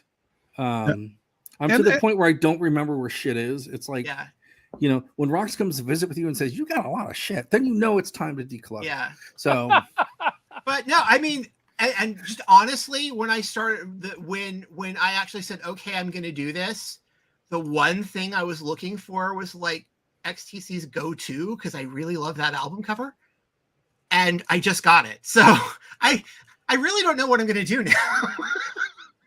I mean, there's certain stuff that's like people should have on vinyl anyway, but it's like I get it. You know, people should experience Sergeant Pepper on vinyl. Yeah. One of the first records I bought. You Yeah. know, but Oh, JJ, did you see? I think I don't know if you see the posting or anything, but when I was at my family's house for Christmas, Kim remembered buying a copy of Sergeant Pepper's at a yard sale, Oh wow. like when she was in high school, and she stuck it somewhere in her dad's closet. And when we were down for Christmas, I went and checked to see if it was still there, and it was. The cover was messed up, but I found another cover for it, which was actually the same issue as the record. Oh wow. And so I got like one of the early gets on the record was like this first issue of, wasn't, I don't know if it's a first issue, but it's it's got the Capital label on it, not the Apple label, so it's probably somewhere around the original issue of Sgt. Pepper's, which is nice. When my old record collection again that we got rid of, we had a family member who had passed, so these are not coming back into my life again. Yeah, But we had a bunch of original issue mono Beatles records. yeah, Yeah, I know. yeah. you know what I saw? I've got You know what two I've copies seen? of- That when my friend passes, he's like, you can have these when I go, but I'm very excited. He's got the Philippine 78s. Ooh, Wow. Yeah. And I'm Okay. like, because he was getting rid of, he gave me a bunch of his records and his vinyl because he was moving. And he's like, and I'm like, this is, yes. No. He's like, oh, I'm not giving those to you. I just wanted you to see them. I'm like, oh, I'm like, is that a Rolling Stone record that's signed? He goes, yeah. I'm like, you're keeping that, right? And he goes, yeah. I'm like, okay, great. So it's like, you know, and he used to work at a radio station, and the radio station went under. So I literally had all that radio stuff, like their archives of stuff. Plus, I still have like unopened crates. do you have in like the store. interview discs? Yes. Okay. And I have radio. I and saw I a have thing like the other day. Westwood. Somebody had an I Al have Green, Westwood One, like Yeah. interviews with bands, and I got all kinds of stupid shit. or like the thing where you play the record and you ask the questions on the record, ask the questions, Yeah. and they're the prompts, and then you play the record and they give an answer like you're doing an in-studio interview. Yeah. I also Like they have those. Somebody had a Al Green one I was listening to the other day. That Makes sense. Well, they've also I got the, what is it, the Star Time, where you're given a script so you can act with Vincent Price. yes, Yeah. it's that same thing. Yeah. Yeah. I had one of those. And I do agree with what you were saying earlier about the new culture is kind of taking advantage of people and overcharging them and stuff. But I just know that for at least for me, I am in a position that when I bought the record player I have right now and the sound system that I have right now, I bought it because we were in the middle of a pandemic. I had No, I I get had- it. Well, but I also, for me, I had a job where I was making some decent money and no way to spend it, so I bought Yeah. something that was a little bit above what I'm used to. So now, when I play something on my record player, it is by far the best sounding. Not just because records have a sort of beautiful tonality to them or whatever, but it's also just flat out the best speakers and best music player I have. You know, it's either that or like a. You know, Yeah. was a JBL like flip. But You they should be affordable to people, right? And I the agree. thing is, once you got to like repressing XTC records and charging $35 to $40 for them, then the ones on the secondary market in 99-cent bins are going out, right? Yeah. And please, support your local record store. They're awesome, right? But like literally almost overnight, records that used to cost $4 and $5.99 are suddenly like $25, right? It's like, okay. And Why is the Wang Chung album that with Everybody Have Fun Tonight on it? Why is this a $25 record now? Explain this to me when it should have never been like a $7 record to begin with. I think the best joke I can think of is I was in a Barnes and Noble, and they had the 790. Was it the 599 Metallica, the 599 EP for like $30? Yeah. Man, inflation's bad. when So, digitally, and I wrestle with this a lot because I play a lot of stuff digitally and stuff, and I get a lot of stuff, free. But then I'm like, well, I'm giving these people a ton of like free publicity and press with my sheer will and enthusiasm. And if I love an artist, I will buy something from their merch. Yeah. Right. So there's other ways to support your band, but it bugs me when I hear people say, I really want to get this or this album, but I can't afford it, and it was like, it shouldn't be. I mean, it was I had to save up to buy records when I was younger too. I get it, right. But I never had to like save up and then like, rob a bank, Well, I think the one thing to your point and to JJ's point, I think the thing I try to do is I have like, if I'm going to buy new, I have like the budget level. I'm not going to buy over this level of record. Mhm. Right. And that normally helps. The other thing that I look at, the other thing that I do a lot is, and I think we've mentioned this before, but Bandcamp Fridays. Yeah. Bandcamp Fridays are great. And during the pandemic, I bought every band I liked. I bought their t-shirt. Mm. Like every band I liked, or new bands I got into, like I would buy like the album t-shirt combos that they would have on Bandcamp Fridays. And it got to the point where I have a lot of t-shirts. Yep. And I have no space for the t-shirts anymore. So when I got it, so when my stepdad passed and I started getting into records because I inherited his records, this is how I got in the door on this. Bandcamp Fridays came up and I'm like, oh, I'll just buy the records now because then I don't have to find space for the t-shirts. I have space for the records now, but I don't have space for t-shirts. So that's it's to replace me buying the band shirts. But Bandcamp, the Bandcamp prices are usually pretty reasonable. Yeah. See, and I don't mind. Yeah. I mean, if it's not gouging somebody, but like, it's almost like they created this whole industry. And if I'm wrong about this, JG, let me know. But to me, it seemed like they created this whole industry that was just based on like gouging the market for people's demand for music, right? Yeah, and and then like the record store that I go to, I do like to support it, but it is a official stamped independent music store. Yeah. So that means that if you go in there for a newer record, you are going to get the indie record store pink and green speckled, and it's like I don't care about that. Just black vinyl's great. Give me the record. Yeah.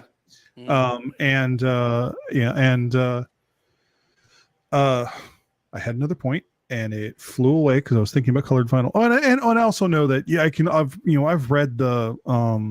I've read articles and stuff about how like 180 gram vinyl it doesn't really affect fidelity or lasting the record or anything. I just know it feels good in my hand, and that's awesome. And so that's some of it. That's am I willing to pay another $5 or so to have a record that I feel like, okay, this, because I remember when I was a kid and like my Grease record, I played the fuck out of Grease when I was a kid.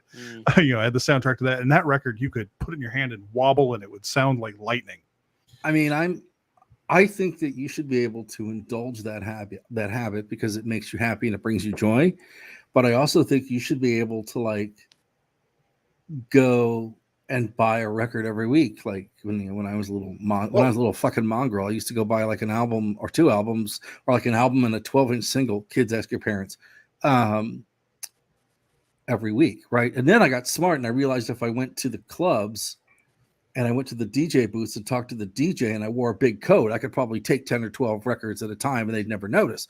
So don't do that, kids. But there's, we used to really have to work hard to get records. And When I now was you have to work even harder, and I just don't think it should have to be that way. No, I agree with you. When I was in high school, I had a job back in groceries, and I would work an 8-hour shift Yeah. on Saturdays, and with an hour lunch break in the middle, so it was 9-hour total.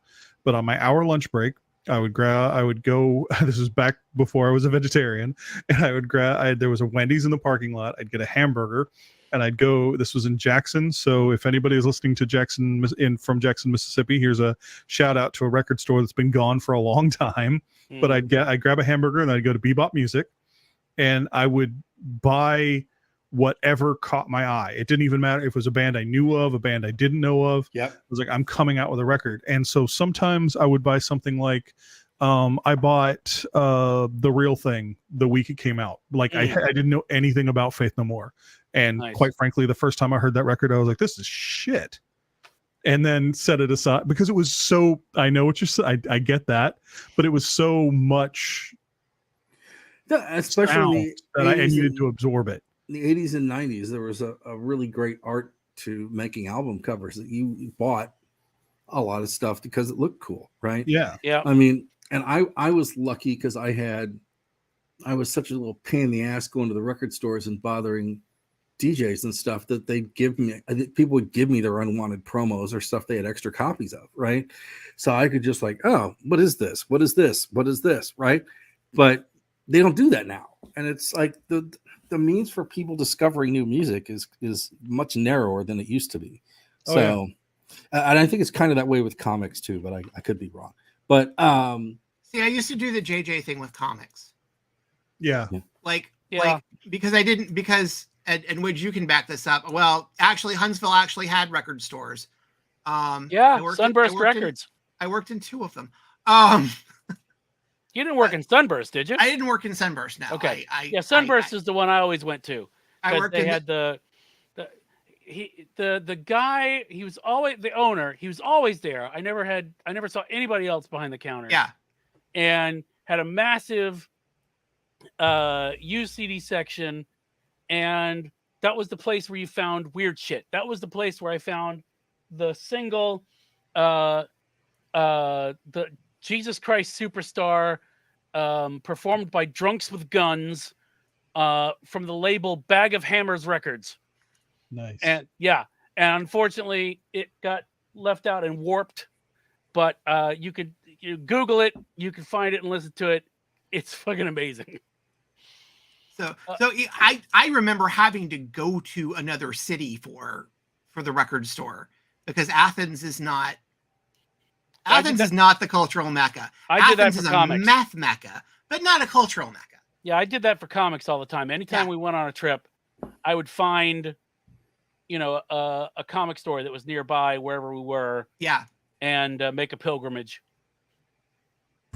So, yeah, yeah. I mean, I try to, when I'm in a new city, at least see like a comic book store or a bookstore at a record store just to kind of see kind of get the lay of the land. Portland was a beast though, just because that shit's everywhere, right? Ask me and I'll help Well, you. yeah, I mean, I haven't been in years, but yeah. The So- Rough Guide to Portland. Comic book shop, go to Books with Pictures. It won the Eisner. Yep. Record shop, I tend to go to Music Millennium because Yeah. Jackpot it's used good. to be really good, but Jackpot is almost Jack- almost completely gone now. There's like one Is- small shop. I went to the really small one downtown. Yeah, that one's long gone. Yeah, you heard my story about that one, right? I don't think so. Where they thought I was Frank Black. oh yes. Yeah. Yeah, And they you gave did me, tell like- us that. That's yeah. right. Yeah. And I still have their shirts. So, that was a cool store. Electric Fetus when I was in Minneapolis was great. They had their records in sections like, new, used, colored and specialty and plain. So if you just wanted to buy an album, a regular album without the colored vinyl or the collectible, they had it in a separate place so you wouldn't have to go hunt it down. See, Which I I thought- usually buy colored vinyl if it's because the only reason I don't care about the colored vinyl, but if it's the version of the record that's out and I can Yep. afford it, Yep. that's why I buy that. Yeah, but Yeah. If they make it the special edition thing, Yeah.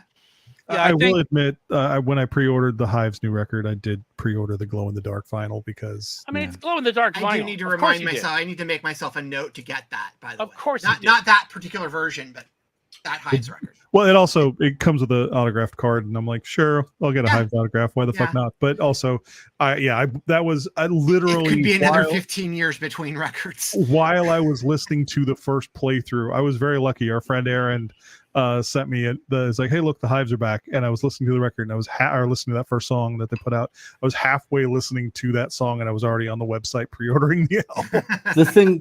The thing that sucked about that is like you really need to tag that it has swearing in it. So if people want to play it on the radio, they got a plan. I didn't even notice any swearing, Yeah. but that's also because I swear all the time and don't always Yeah. hear Fucking A. Well, yeah. it. That is one of the nice things about the other thing is that it is a little bit more loose with the swearing. Yeah, So- the only vinyl I'm allowing myself is for the George Romero zombie movies when those become available. The Thing, John Carpenter, because the version that I can't remember if it's Mondo or That was Mondo. Mondo. Yeah, the version they put out was just so fucking cool that no jury would convict me of getting that one. And if I were to one day get the hollow, clear, xenomorph blood-filled aliens vinyl, I would want to have that just Yeah. to have it because it's Yeah. just too damn cool.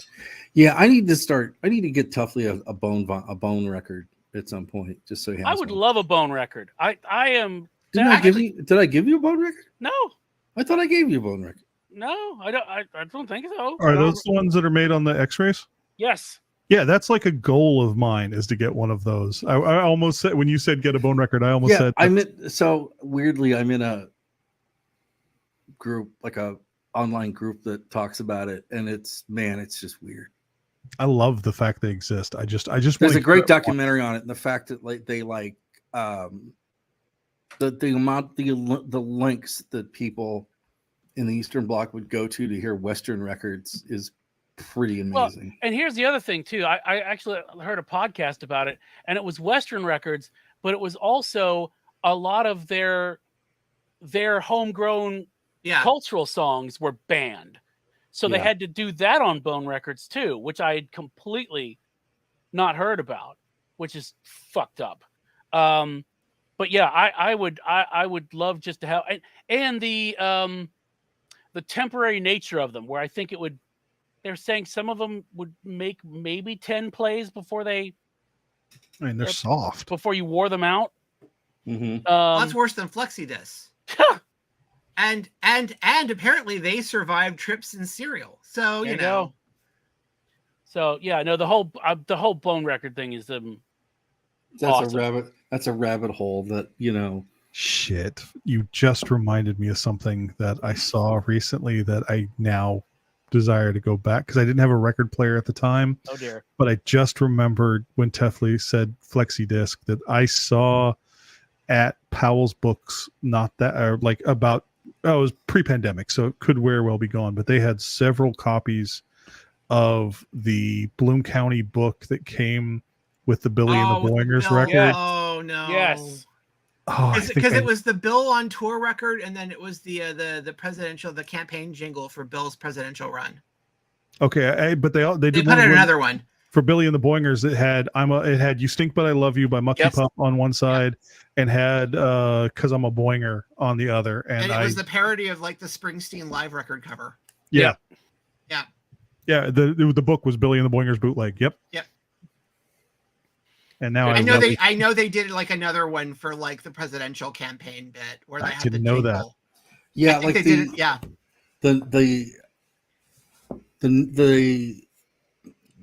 their little national meeting thing that they go to. It's because there's an international one. It's like the next one in America is in Atlanta in 2025, and I'm just like, no. But then I'm like, yes. So what is happening here?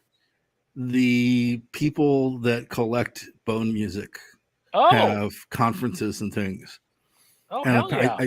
there's the next Atlanta's got a bid for the next one in the States, but yeah, it's I'm down. Let's do it. Did they have to bribe FIFA for that one too? Ah, but Yeah, I haven't been to Atlanta in forever. Why not? yeah, you can still get them. It's pretty crazy. I've got a copy of the wall that's on it that's got a femur on it. So nice. yeah, I don't dare How play much? Well, how much of the wall is on it? I mean, how much were they able to get on it? it. Which of the 7 things? Because it's 7. 7 bone discs. Yeah. Holy shit. Well, there you have it. So the whole album, it takes 7 of them to. It depends on replicate. how big the album is. If it's a big, Okay. loud then you want a song or 2. You want as minimal as you can because Right. you don't. The space is so limited, and the more stuff you put on it, the less the sound comes across. And Right. most of them sound like shit anyway. But yeah, That's another pet peeve about records these days. They keep putting them on multiple discs, driving the price up. yes, exactly. Dadgum making the sound better. The weirdest one for me was the new King's X record, because they put it on 2 discs, and then even though they're full size record, they're 45s. So if you put it on, at Weird. yeah. So the first time I didn't notice, I just thought it was I was like, damn, they Yeah. really tuned down for this. And then Doug Pennick comes in, and it's like, So Stax came out a couple of years ago. Stax came out with a 2-disc Big Star Greatest Hits set, and it's 245s. yeah. There's actually the original when Ape House released the first version of Skylarking when they did the remaster was actually 245s. That was a very dramatic close in there, John. Put the old Gopher music on it. The dun dun dun.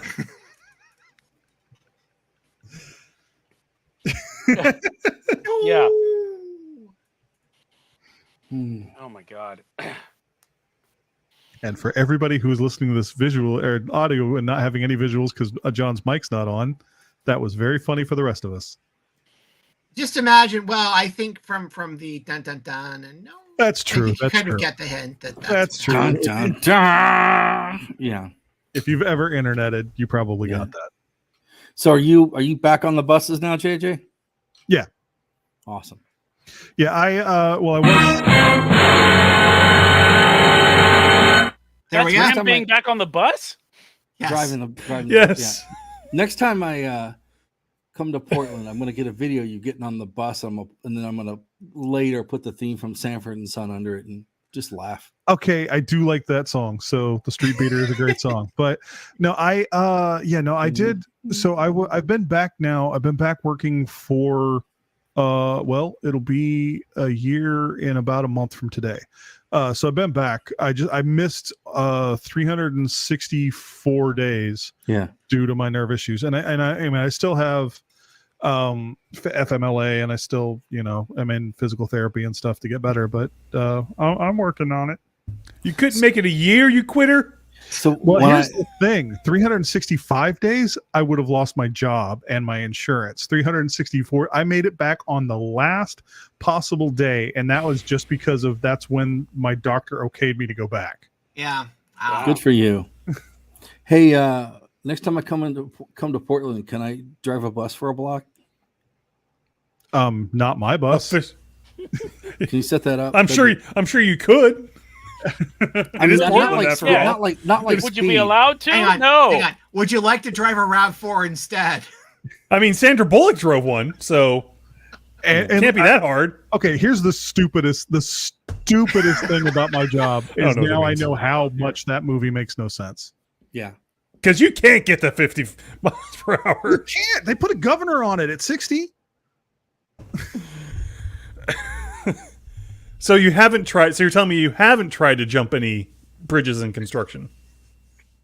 Well, Well, just anytime I'm on the interstate and so when you here's some bus industry term. When you finish your last stop and you have to take the bus back to the garage, that is referred to as a deadhead. Deadheads, we usually take the interstate. And so Which- anytime I'm deadheading, It's very back- confusing to people in Seattle or in Oregon. But anyway, go ahead. So, but when you're deadheading to the garage, it's the only time you drive on the interstate. And you can get up to 55 miles an hour. But if you have an incline that is a piece of paper, you're back down to 45. These things are designed to be slow, and so Wait, you're telling me that a rectangle isn't aerodynamic? Pop quiz, hotshot. So yeah, so the movie speed really should be infinitely shorter. Like before they even know what's going on, they should hit 55 and then explode. But wouldn't you have figured that out with the Little People bus? Yeah. When you test it with when you test the special effects with models. Yeah. I've been When you told, figured that out with the Little People bus, well, that's not getting a whole lot of height. So I've been told that the most accurate bus movie is Patterson with Adam Driver. That's the most sort of realistic portrayal of. I haven't seen it, but I do know that when I watched the movie Shang-Chi, I was like, that is a terrible bus driver. Yeah. What? Not the Gauntlet? It doesn't work. Nobody remembers the Gauntlet. Never mind. I don't. Clint Eastwood film. Oh, Nice.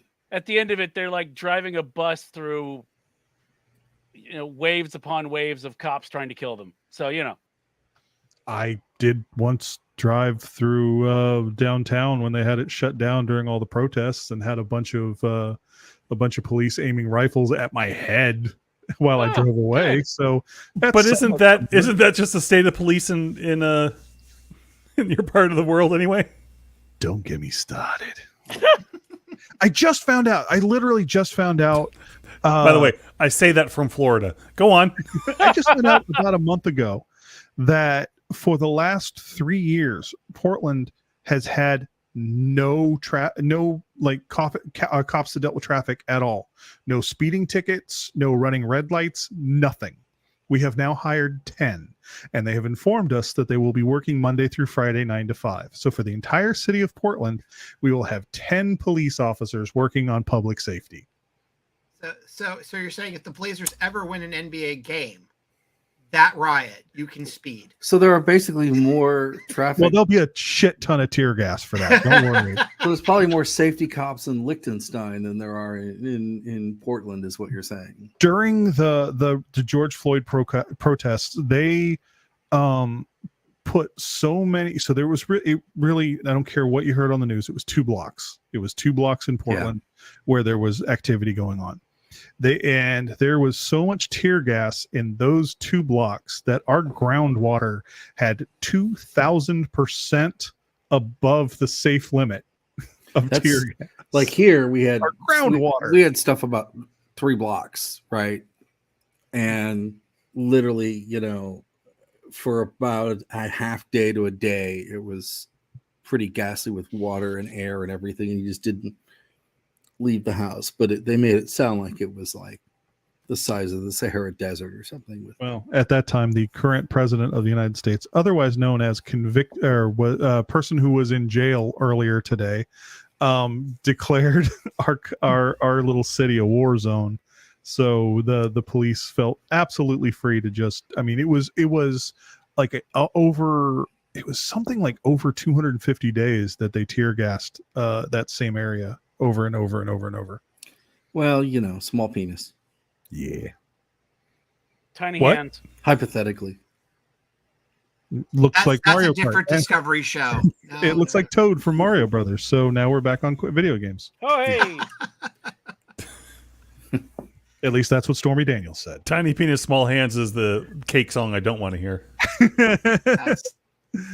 that's also. Would the you Witcher- rather hear that or their cover of "I Will Survive"? That's also Witcher 3 DLC. So careful. I like cake.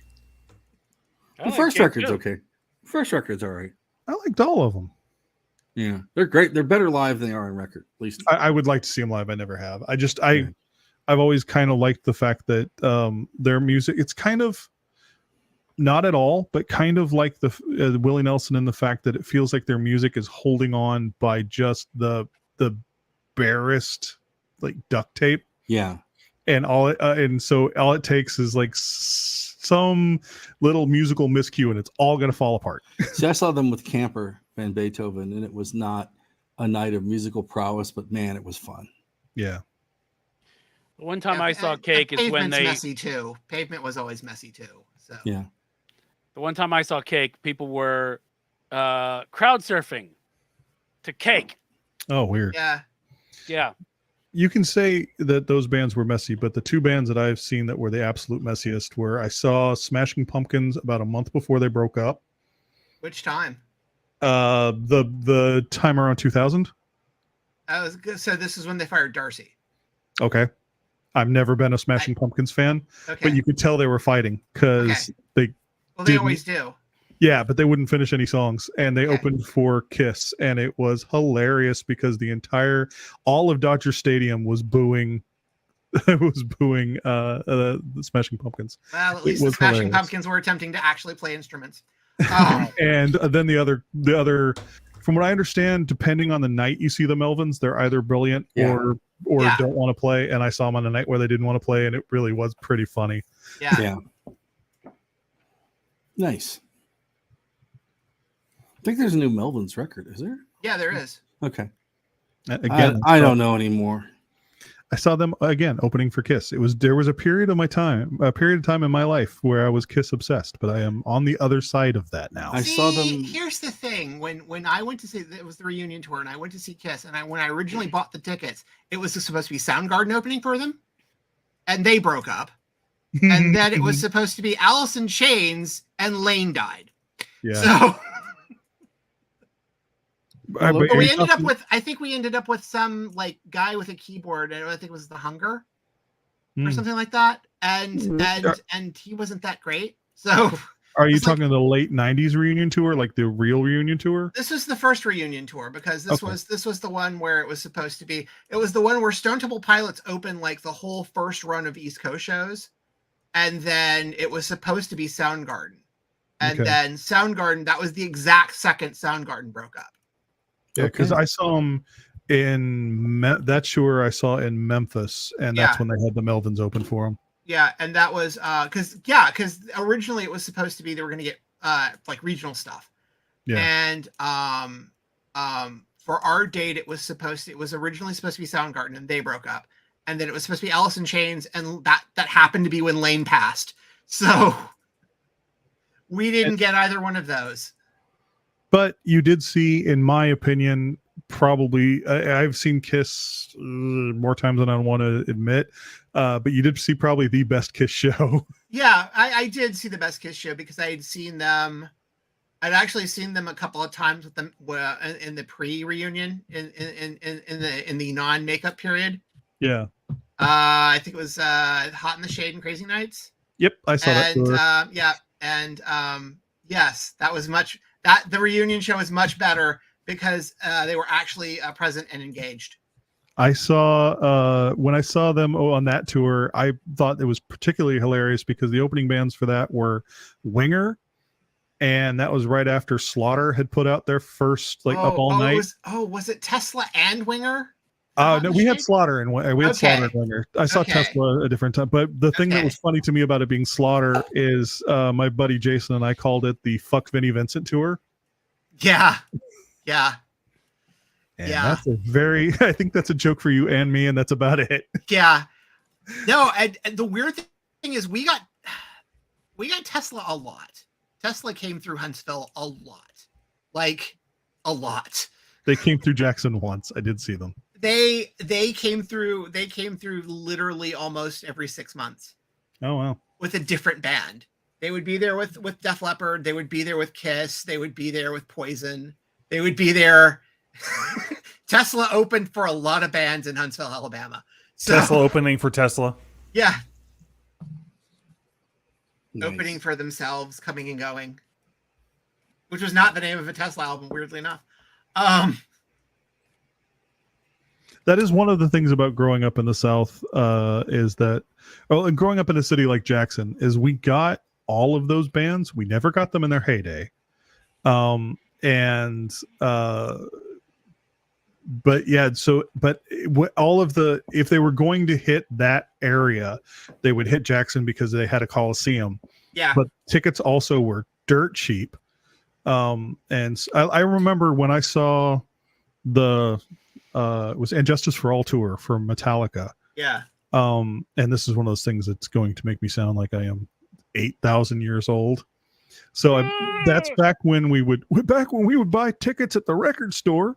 Have to walk Mhm. uphill both ways in the snow, and we liked it. Yeah, but I bought it was if you bought the tickets at the record store, it was a 50-cent surcharge. So the ticket to see Metallica at that time was $18.50. Yeah. Which And that Yeah. Parisian. The Ticketmaster desk at Parisian. Oh, wow. these weren't even There you go. I had Okay, forgotten good. that. Holy shit. but Wow. in Jackson it was all general admission, so it wasn't even Ticketmaster. It was just Yeah. the record store had a like lockbox filled with tickets. and so like that time I saw Metallica, I accidentally left my ticket in my pants and washed it Oh no. and was able to go buy a second ticket Wow. because it was only $18.50. I remember this the Parisian thing. You had to go to like the gift counter, like the gift wrap counter at the customer service area and the gift wrap counter. And it was like a separate Oh window. man. And it was specifically the Parisians. If I remember correctly, because I saw the Injustice for All tour as well. It's a good Because tour. I am ancient as well. I believe it was Camelot Music. I had to go buy it at. Yeah. Yeah. Because There weren't no internet, kids. Look that up. Well, I worked at the successor of Camelot, the absorbing entity. And the first day I was Which one was that? Was that Sam's or FYE. Oh, okay. Because FYE also absorbed Sam's. Also absorbed goodies later.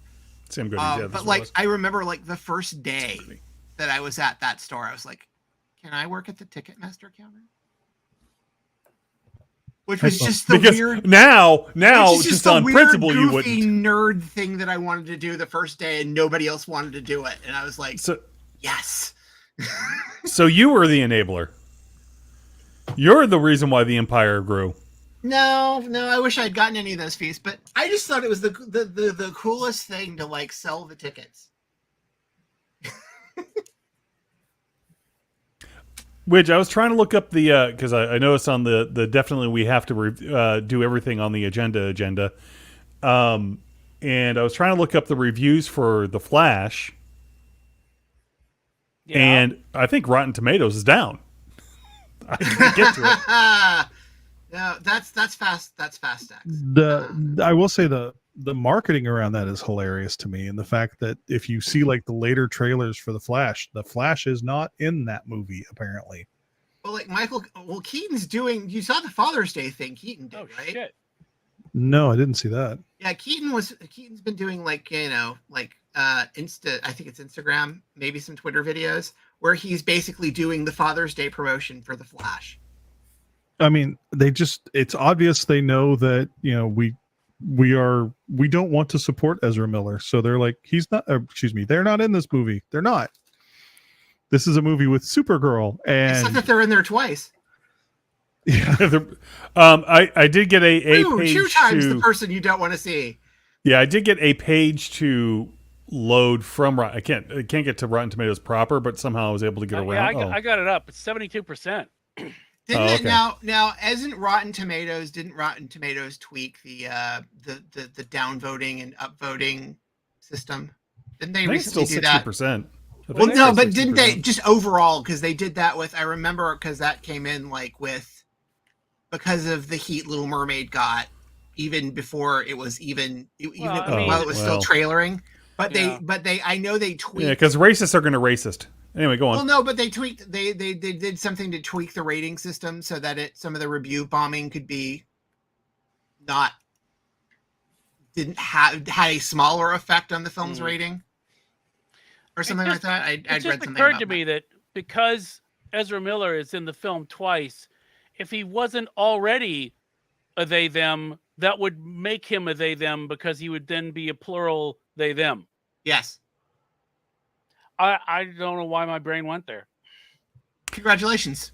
Thanks. I don't know. The meds According are not to the reviews are fairly positive on their performance. So, but I mean, crazy. I mean, It's crazy people are can be good actors too. So yeah, that's the thing that I find really. when that film that- comes out where he allegedly kidnapped somebody and hid them somewhere, when that movie comes out, everybody's going to think, wow, that was method. So you're thinking, I'm not even 100% sure what all is going on around them. I just thought it was, I just thought that they were just maybe drugs and alcohol or whatever. But Well, it's they've been apparently accused much worse than that. Yes. Well, they've been accused of assaulting people a couple of times. They've also Kidnapping. Yeah. and endangering a child because they came into like where they lived and there were like loaded guns around And a bunch of being children. very Curiously- culty. Curiously, Jesus. weren't they promoting the J.K. Rowling film at the time? Probably. Yeah, I think that's right. I think that's right. But they're very good, which I find so frustrating because it's like they're also apparently, a major asshole. Well, So- Marilyn Manson was an okay a songwriter, but these things are. I know.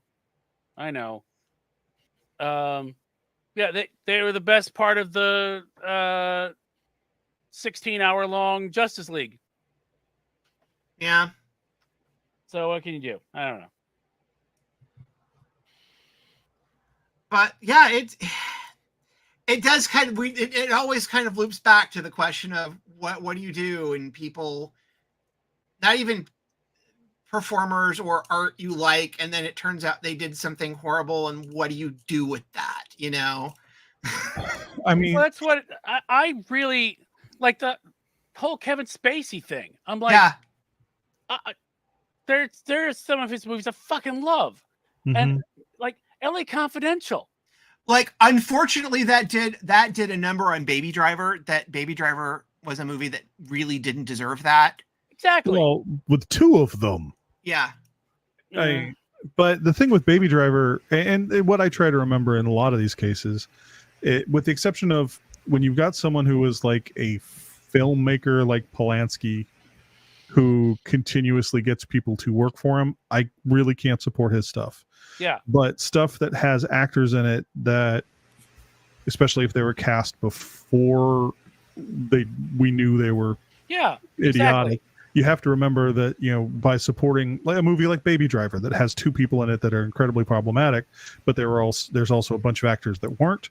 Yep. There's also catering and lighter, Yes. people who did the costumes and the lighting people and the, and so by completely ostracizing the person who's problematic, you are you're not killing an industry, but you're hurting an industry, of people that. Yeah, you're hurting people that don't deserve it. Right. It's kind of like, there's still a lot more coming out, but the whole thing with Kang, I can't remember his name right now. Jonathan Majors. Jonathan Yeah. Majors, yeah. And, sucks, but I mean, everything around that sucks, but there's a lot of working parts around him. Yep. And again, sucks because I mean he's really good. He Well, is. and just in the cynical part of it is, I mean, they can still go forward with the character because the character can be other people. Mhm. So there is a way out in that Oh yeah, situation. I mean they have a multiverse. They can do anything they want at this point. But Yeah. it's like and you're talking about the people around him. It's like pre-Revelation Warren Ellis. Yeah. It's like I can't just stop buying that stuff because the artists who may or may not have known what they were, allying themselves with, I don't want to fuck them over. Or even because- something like Castlevania, like it gets hard, right? Yeah. It's Yeah. really hard because Castlevania is actually, but yeah, you know. Castlevania kind of stuck the landing, which is rare. I Um, packed a bunch of clothes to Warren Ellis once. I worked at a shipping company, and he left some shit in Portland and wanted it shipped to him. And I was not entirely surprised. And this is before anyone knew he was problematic.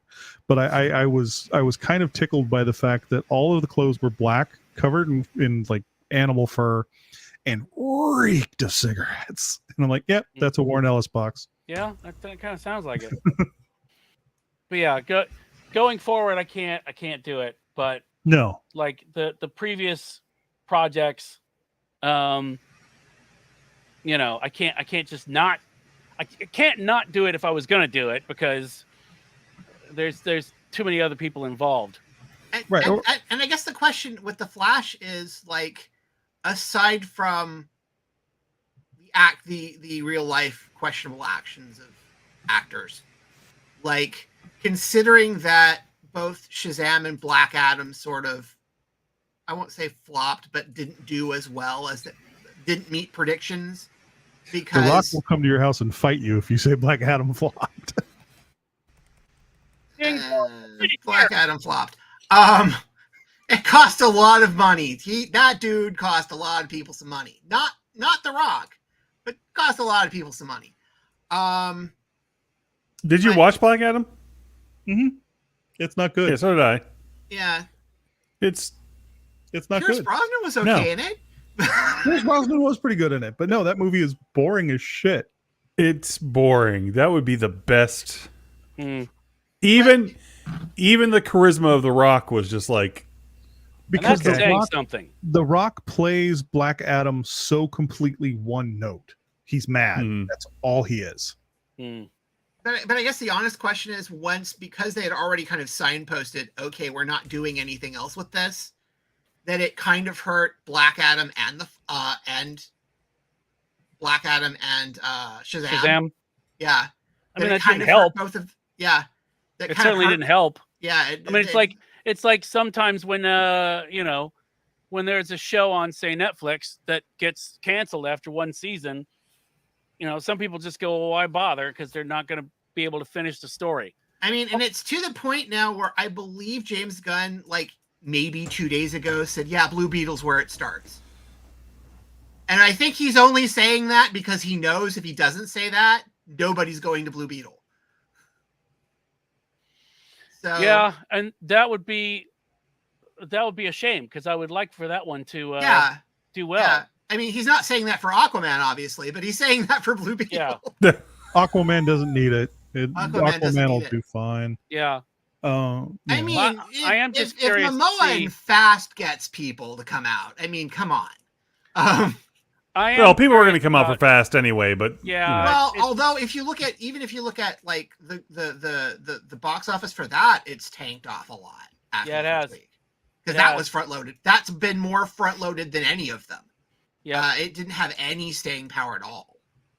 Have you- It may have had to do with the films that came out around it, but still, it had I think it had a solid 3 weeks and everything else. So, Have you heard anything at all about the feud between Christopher Nolan and Tom Cruise that I find hilarious?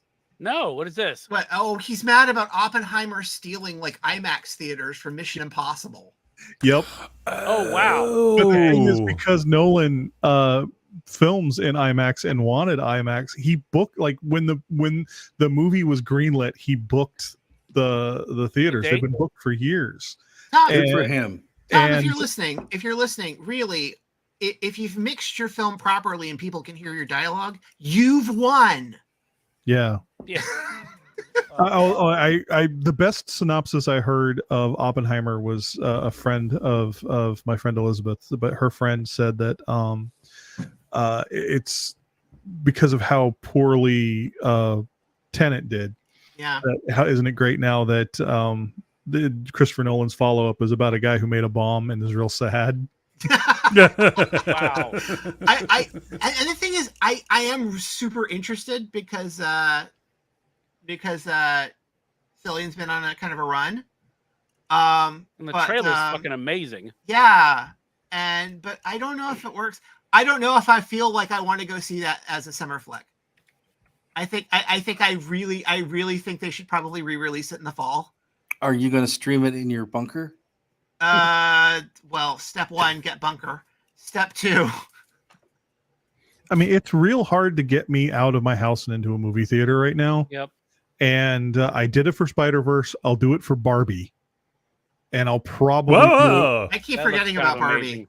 and I will probably do it for I'll probably do it for Indy. Yeah. I think Not for Asteroid City. Asteroid City. I live in Portland. I've seen every I live Asteroid City. there's a book called Have you seen I am a Scarlett Wes Johansson sex Anderson. scene?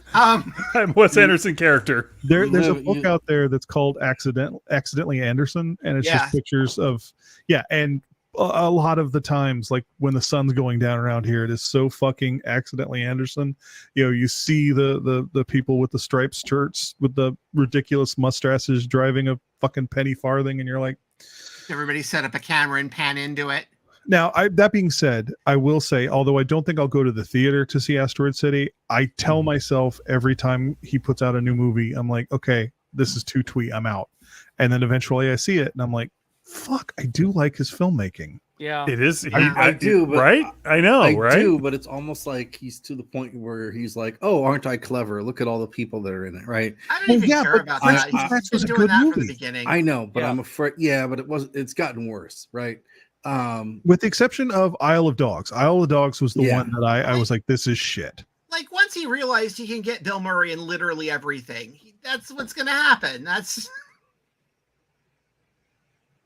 once he literally realized that. Yeah. So I mean, I hear you, but it sounds like you're doing exactly what I'm saying. Is every time he comes out with a new movie, I'm like, no, this is too much. This is too much. I'm out. No. Oh, I'm gonna go see it because I like the visual style of it, right? Yeah. But I will go see it at a time when there aren't hipsters. And I'll see it at like 10 in the morning or like in the middle of the night, right? With I like always go 3 see other movies people. at 10 in Yeah. the morning for just that reason. Best advice, kids, if you don't like going to movies, befriend a projectionist. I just, he's literally cramming so much into all of his films now that it's like, come on, man. But this one looks really, really fun. So, but like when you watch Moonrise Kingdom, for example, those kids are pretty unknown, right? He's got a lot of unknown people in some of his Yeah. films, and Yeah. he's kind of moved away from that. And I liked it when he did that. So that's my, But like watching a Wes Anderson film is like listening to a Beck record. They're the same thing. I thought you were about to say it's like listening to a Kinks record because it is actually that. Yeah, it is. Yeah, it is the Village Green. So, yeah. Yeah. Now, Village Green Society was Edgar Wright. Who really needs to stop being like in every Sparks concert picture ever on this tour. It's really maddening. He's the Sparks guy now. Well, he's photographing I wonder if he's doing a photo book now because he's like Is photographing. he everything. actually touring with them? In the UK? He's photographing I every know in show. Europe he's like, yeah. Well, So I'm Europe would wondering be if he's easy. doing that, and I wonder if it's like a book or something. I don't know. I thought there was a book for the film though. I thought there was a book for the documentary. I don't know. Okay. So Okay. This is the 84-page booklet that'll come in between the two records in the new packaging. that's okay. The packaging the for the- remaster of the Future Tense collection. Yeah. Oh yeah. Thank you for putting that up. Sorry, that was not intentional, but there you No, go. no, but I have that. I did literally write this down when I added this to the not agenda. I literally called this. Yeah, I'd looked that up as well because I was like, what? Huh? I literally wrote down, did anyone have Whoopi Goldberg Diablo fan on their bingo card? I did not, No. but I mean, Because I literally did not. Also, finding out that the game's not on Mac is pretty much just a day ending in Y. Yeah. Yeah. Yeah, So Is it- apparently this ties into Apple actually had an announcement to go with this. Not Blizzard. Blizzard, people have had ideas on to solve her particular problem. There are a couple of ways you can fix that on the Mac. We think that will work. Crossover, Whoopi, crossover. but Apple has announced that they're doing they've updated some of their protocols.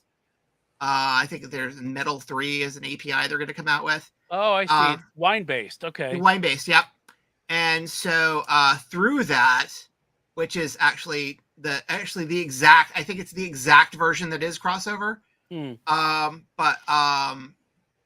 But with that, apparently Kojima is going to put out a couple of games for the Mac.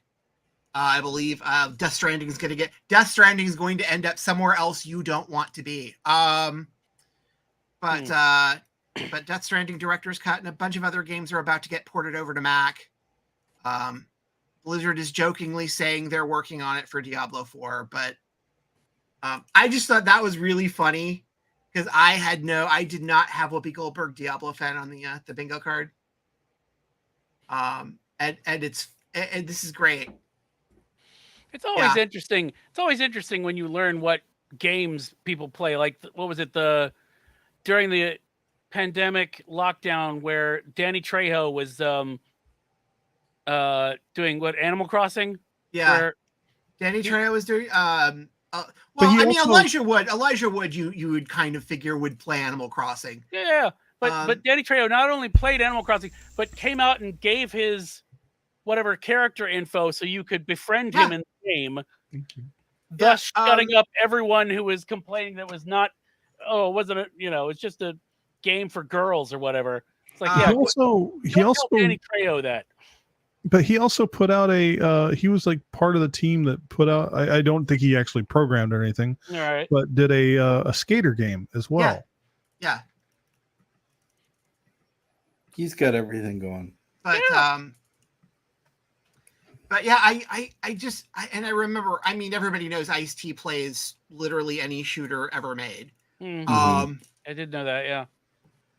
But yeah, it is interesting that you come across occasionally a famous person playing a game. Seems shocking, but also a game that you also play, and the chances are that there is a very good chance that you may have played something with them and you didn't know it.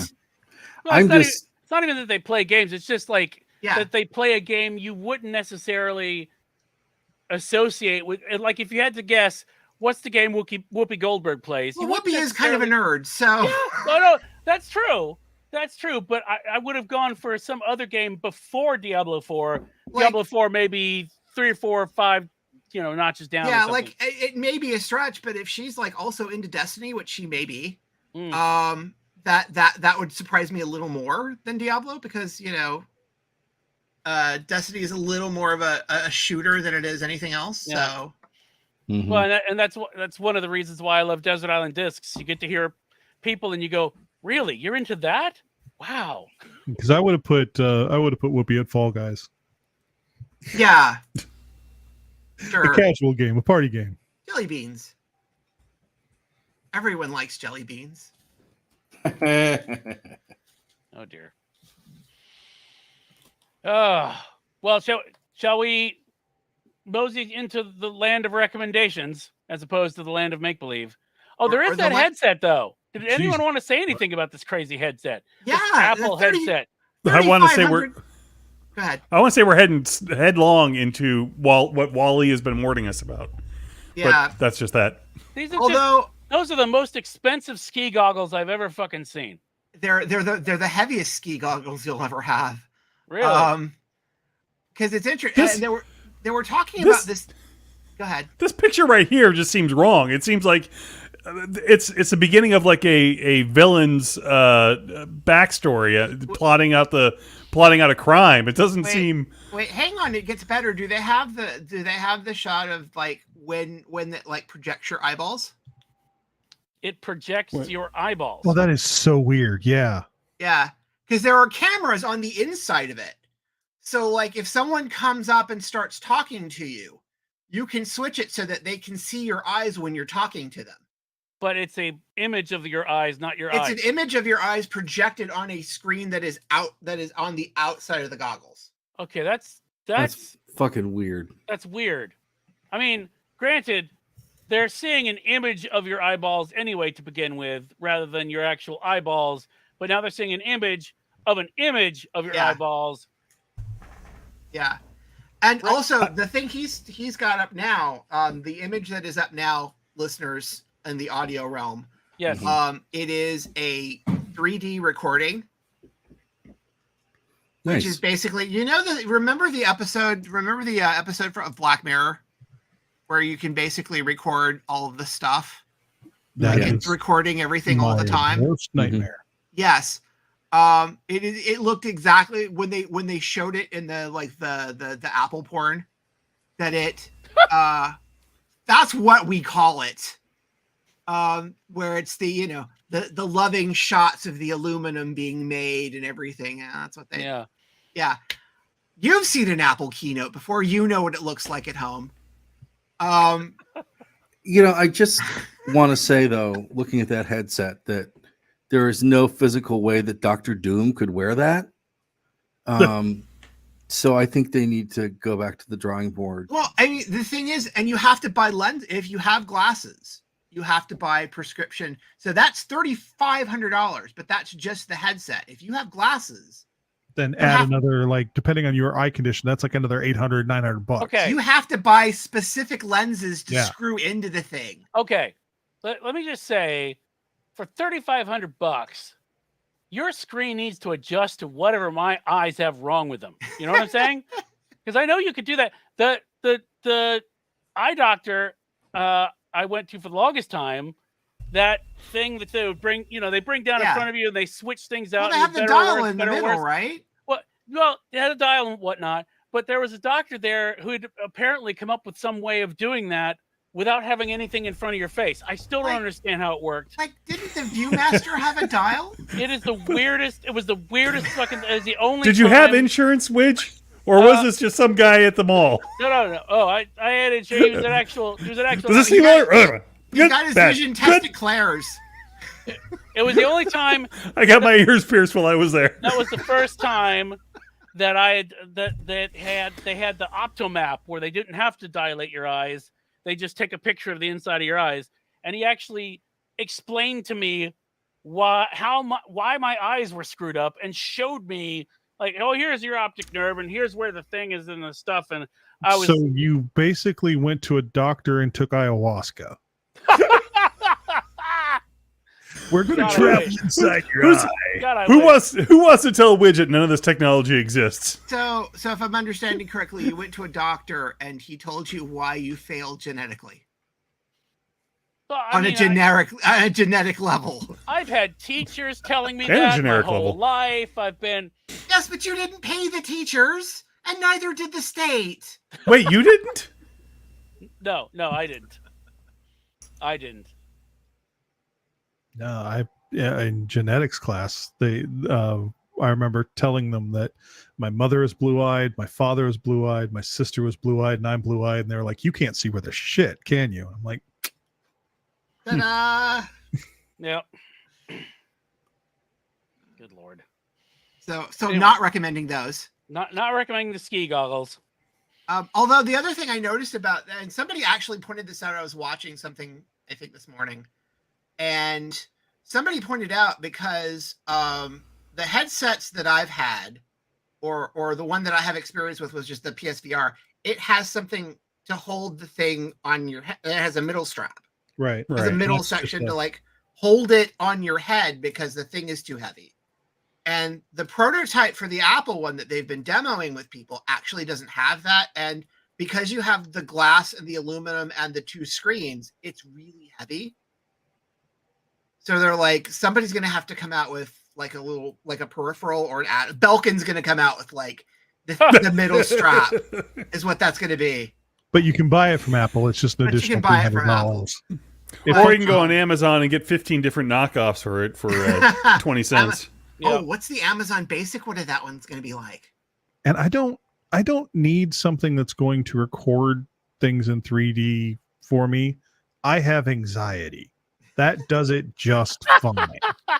If you'd like to, would you like to pretend things happen and you're not there? Sure. You can just watch it now. Lowercase I, capital A, anxiety.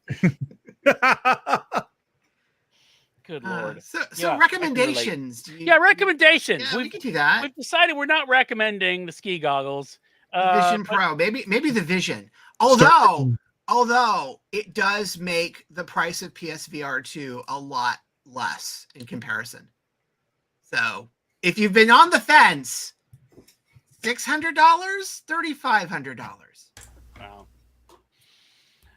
All right, who wants to go first? I can go. Go, Toffley. I don't think anyone's going to be terribly surprised by this, but I've been playing a little what we like to call like a little indie game, a little indie game that we really hope that the studio, the devs, really somehow make it someday, make it big. And that game is called The Legend of Zelda: Tears of the Kingdom. I hope they do it. I hope We they really do. hope heard about Nintendo that. What makes is it this someday. thing? Are we sure it's not Tears of the Kingdom? Well, the Tears of the Kingdom is obviously there is several meanings of that. But if you've played Breath of the Wild, which I don't know if anybody on this show has, but people listening probably have, it has that same sense of, yes, I can see like the end game on screen and I can go right up to the end game and get my ass killed several times, but I can do it from the very beginning of the game, and that's cool. Or I can just spend, and as I may have mentioned before, I could just spend hundreds of hours just walking around collecting apples. So it has that sort of, you know, the kind of freedom to just not do anything the game wants you to do, which is great. But also it's added, there have been sort of added abilities in this, where you can, and you, I don't know if you've seen the videos, but people are constructing like racers, like carts, and like somebody did a Gundam, which is really cool.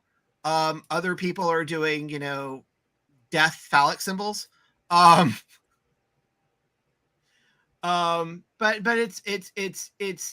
it allows you enough freedom to almost break the game, and then you're not even breaking the game, which somehow seems unfair. But it's very interesting in the way that it sets up all of the things you can do. It has, for instance, it has what's called recall. It's like a time. It's kind of like Braid, where you can kind of control time a little bit. But what you can do is you can set a floating platform up, and you have a power that also lifts things. So you can record yourself lifting the thing, and then you can, because it doesn't move on its own power, but if you use the recall power, it acts like one of those floating platforms that goes up and down, so that you can make it your own little platform that gets you over to the next thing. And it's really interesting, and it's really cool to kind of just spend hours doing nothing or trying to figure out how the hell do I build a cart. It's weird because that's not the sort of game I sort of click on. Usually, like Minecraft, I don't get the point of it, but in this context, it works really well. Oh, and there's also a really good fun narrative that also happens. That's hundreds of hours of gameplay, but I haven't done any of that yet. But like literally the fun of the game is, if you want, all you really need to do, like what we were talking about with Spider-Man and a couple of these other games, is just opening the map and seeing what's there and just doing stuff. And it doesn't even matter like getting to the actual point of the game, which I probably will at some point.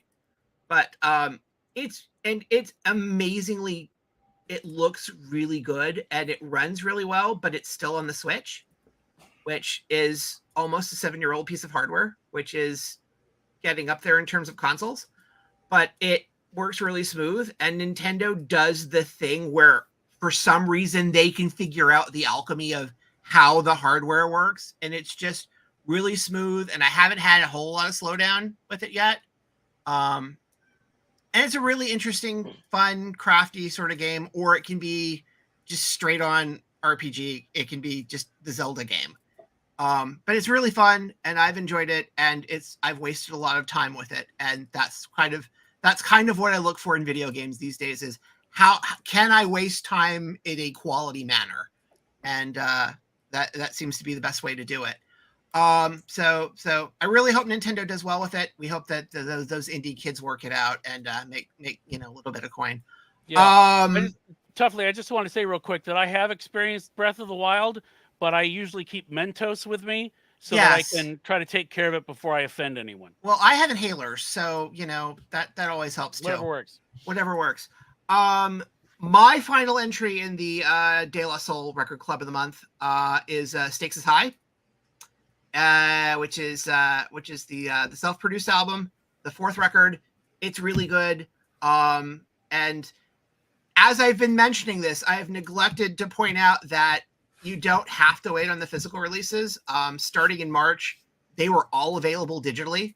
So if you want to go that way and just get them and not spend some sum of money, you could probably get all 6 of the Tommy Boy records for what I've paid for, at least 3 of them. But you can get them digitally. They've all been available digitally, so you don't have to wait for all of these to come out before they're available digitally. And I know the Artificial Intelligence records are the next 2 to come out, so those will come out physically. I just already have a couple of different versions of those, so I don't need that. Although I haven't heard if they're coming out with the instrumental on vinyl yet, but if they do, I'm a sucker. I'm just gonna buy that because De La Soul deserves all of my money. Every possible bit of coin I can give them. Janelle Monáe has a new record out called The Age of Pleasure. She's sort of taken a sidestep from kind of the sci-fi analogies of her previous records, and this is just a sex party record, which is probably what she's been leading up to all along. It's very good. You'll enjoy that. Kind of switch gears a little bit. Arlo Parks has a new record out called My Soft Machine, which if you dug the first record, it's more of the same of that, and I really enjoyed it. So there's that. The song with Phoebe Bridgers is the one I really like, the duet she does with her on that one. And then finally, I'm not the biggest Star Wars person on the planet. I think this show has completely proven that during its history. But for some reason, my wife likes The Mandalorian and watches it a lot. And through those several reviewings that I don't sit in on all of them, but I've caught from that, I've taken that, hey, I really like the music. And I will recommend Ludwig Göransson's music from The Mandalorian, seasons 1 and 2. I don't know if 3's out. I don't think they've gotten around to releasing 3 And it's not Ludwig. It's Shelley. I can't remember his first name. It's the person who works with him. So that could also be why I'm not finding it under that. But the first 2 seasons, I really do like the music. It does really fucking amazing. Yeah, and it does kind of and part of the reason I kind of glom onto the bits of Mandalorian and Fett that I've seen is that it really feels like spaghetti westerns. And I can kind of dig that. And the music kind of keeps that vibe, and it's really cool. I enjoy that. There are records, some of you know, that are out that I'm leaving on the table specifically for the people that are here. So feel free to have fun with that, but I'm done. All right, cool. Let's see if we can guess which ones those are. Who's next? I can go. I actually brought stuff here because every time we do this, I always blank. And so right now I am playing Dredge, and I fucking adore this game. That is a mind fuck of a game, dude. That is pretty cool. And I'm playing it. What is that? So Dredge, part of the reason I like Dredge where I am right now is I don't have a lot of time to game. Mm-hmm. So kind of like Toughly was saying about the not Breath of the Wild, the new one, but is that you can just kind of meander and stuff. So at its heart, Dredge is a fishing game.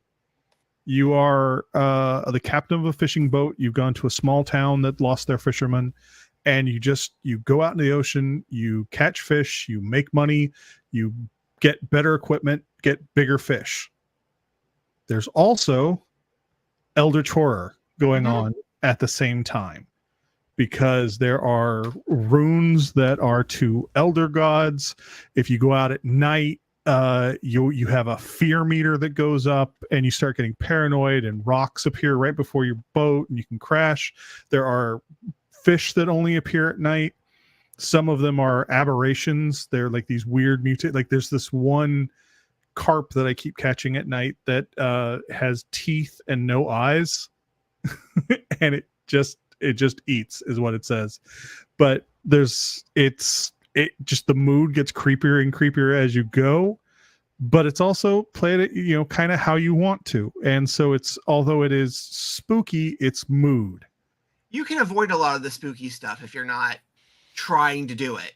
Right. Now, I mean, yeah, I just had a horrible, it took me 2 weeks, because again, I only get to play like 1 day a week or so, but it took me about 2 weeks to get conger eels, because this person wanted rotted conger eels, and you can only catch them at night, and my ship wasn't very good yet, and I couldn't get back to port after I would catch it, and I kept getting destroyed by this glowing tentacle that would come out of the earth. It's like survival horror crafting resources. And you can play that system, or you don't have to play that system, and it's very enjoyable. I've dabbled in that. You actually can just play it if you don't want to fish at night. You just go out and fish during the day, catch some fish, come back, sell your fish, and you don't have to play the horror elements. Yeah. It's really this beautifully crafted, like you said, mind fuck of a game, and I'm loving it. So I definitely recommend Dredge. Absolutely, love that. Also, so every a lot of times in the summer around, we'll pick like a theme and have movie fests, and so we'll have, like 1 year this is the summer of Jackie Chan, or another year is like, this is the year we're gonna watch a bunch of Humphrey Bogart movies, and this year we've decided to have a year of sports movies. Ooh. And so we just started. I wanted to start with a slightly more obscure sports movie. I didn't want to start with The Natural or Bull Durham or anything like that. So I started with a movie from 1977, if I remember correctly. And it's a movie that people should know, because when you say that a movie has why can I not think of the Lando Calrissian? Poor fella, I can't think of his Billy name. D. Williams. Billy Williams. It's got Billy D. Williams. It's got James Earl Jones, and it's got Richard Pryor. And it's a movie called Bingalong's Traveling All-Stars and Motor Kings, and it's a story about sort of the waning days of the Negro Leagues. It's fucking amazing. The director. The next movie he made was a little indie picture called Saturday Night Fever. It's just one of those things where everybody a lot of people that are involved in this movie were just on the cusp of becoming household names. And it's really cool to see, but it's also a really fucking great movie of people turning in really great performances. So that is actually, I found that one a little bit harder to find, so I did have to rent it from Amazon. So considering these are sort of also, hey, get these from Amazon so you can support the site. That's that. And although I don't think I have the records, any of the records that you left off track, I am going to say, We'll find out in a minute. I am kind of. There is a band that was a huge deal to me when I was a kid. We may have even mentioned them today. And then they went through a period of where I felt they very, very, very much sucked. I thought they were horrible. And now they're in their stepdad phase. And I am really enjoying Stepdadica. Not as their music, but I am enjoying where Metallica is as sort of a, they're the band that comes over and they're like, hey, we really like your mom. We're sorry things didn't work out with your dad, but do you want to go out and play catch? Wow. We're sorry about things that happened before, but your mom's really cool, and I really want to make things work, okay? So I did pick up the new record. 72 seasons? 72 okay. Seasons. It is painfully mediocre. Yeah. But it's okay. Okay, then. It's painfully mediocre in the fact that if you know what Metallica's new music sounds like, it sounds like that. There are no sweeping melodies. There's nothing on there that really that your ear catches on. Like when I first bought it, I played it several times the first couple of days. I'm like, yeah, this is pretty good. It's a good record for me to do housework too, because it's just, you know, you know, you can do housework. But there's nothing, I can't tell you right now pretty much any of the songs on the record, because it just sort of blends in. There's one song towards the end that I really like, because they actually let Trejo have God damn it, not Trejo, but anyway, they let the bass player have a solo, and I'm like, fuck yeah, you've got one of the best players in rock and roll, and let him solo. So it's okay. It is, what I would say is it's okay. Is the bang on effect that you actually think about the back catalog more fondly? Yes. Okay. Yeah. That's what Metallica records do now. When I say I was a huge fan of Metallica, full disclaimer, I hate the record Master of Puppets. I never have liked that record. I do like Ride the Lightning, but I never So you're liked that person. I'm that guy. person. Okay. I am. Like the thing that should not be is like the one song on that record I really like. Other than that, and maybe it's because, again, I grew up in Mississippi. I used to say that the Mississippi State Fair was a magical place because you could stand in the middle of the Midway and hear the entire record of Master of Puppets being played simultaneously on the different rides. That is not what the Kearneys played when I went to the fair. That was all they ever played. You would get on the Himalayan and it was like, dun dun dun dun. Do you want to go faster? Anyway, but it's an okay record, and like I said, I like where they are, so I'm kind of happy to have it in my collection, because it is a reminder that out there somewhere, Metallica's just there to grab you by the head and ruffle your fur. They're living their best life. That's pretty great. And then the other record, this came out a while ago, and I forgot to mention it when I picked it up, but the more I listen to this album, I'm pretty obsessed with this album. This is my album of the year by a long shot, and it is Rumble of Thunder by The Who. Oh, I fucking love this record. I liked the Who's first record. Yeah. This record just stomps it into the ground. Yeah, we love them. I think one of us may have told this story on a show, but we were watching. It was one of the festivals a couple of years ago that my wife, that just randomly Kim found it and like, who are these guys? And she really, really dug that. So yeah, they're great. It's a more musical album. It's better produced. The thing that I found on Wolf Totem, the first record, is I put it on in the first couple of tracks, really it would stand out, but then the rest of the record just sort of became, fourth song. And then the record would end. Yeah. This is an album of great fucking tracks, and I should say, for anybody who's listening, to make sure that you know what I'm talking about when I say Who, I am not talking about Roger Daltrey. HU. I actually had to look it up. Yeah. I was like, I'm sitting there confused. Wait a minute, that does not look like any Who album I've ever seen. They are Mongolian folk metal. That's the Quadrophenia alternate cover. Yeah, at least two of the guys in the band are throat singers. Yeah. And I never realized how much I needed that in a rock band until I heard it. And as soon as you hear it, you're like, oh, Jesus Christ, this should have happened already. They've also got songs in like both the Jedi games. Yeah. Oh, they have one in the new one, because the one in the last one is great. It may be they may have reused it, but I know they've got music in both the Jedi games. Yeah, because the track there, they've got that music on this record, but different lyrics. Yes. Yeah, and just out there, if you guys want to listen to the song, in my opinion, Triangle by The Who. And if you don't like that song, then, I guess don't listen to the rest, but you're also wrong. And I guess that's it for me. Cool. Cool.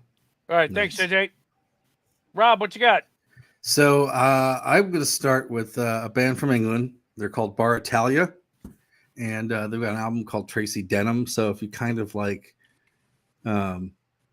records by Joy Division but want to hear them sung by a woman, that's probably what you want to get.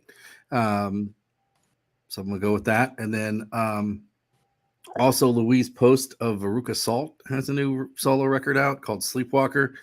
And it's much tighter than you would think. It's not as commercially driven as the Veruca Salt records were, and I think she feels a little freed by that musically. I think she's kind of unencumbered by having the pressure of having to have a hit single. So it's pretty solid.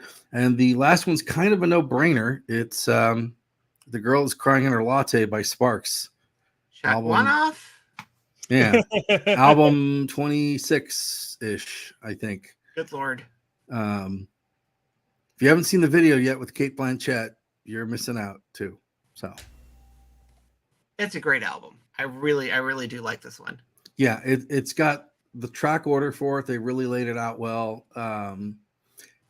They thought about it a lot. They thought about it a lot. It's kind of, to me, it kind of has like the same sort of like frenetic energy of like an early Oingo Boingo record, and that it's just really like up, and kind of relentless in how up it is. So that's also pretty great. So yeah. Oh, and the new Love and Rockets compilation too, My Dark Twin, which is basically all the stuff from the Sweet FA sessions that survived that they put out.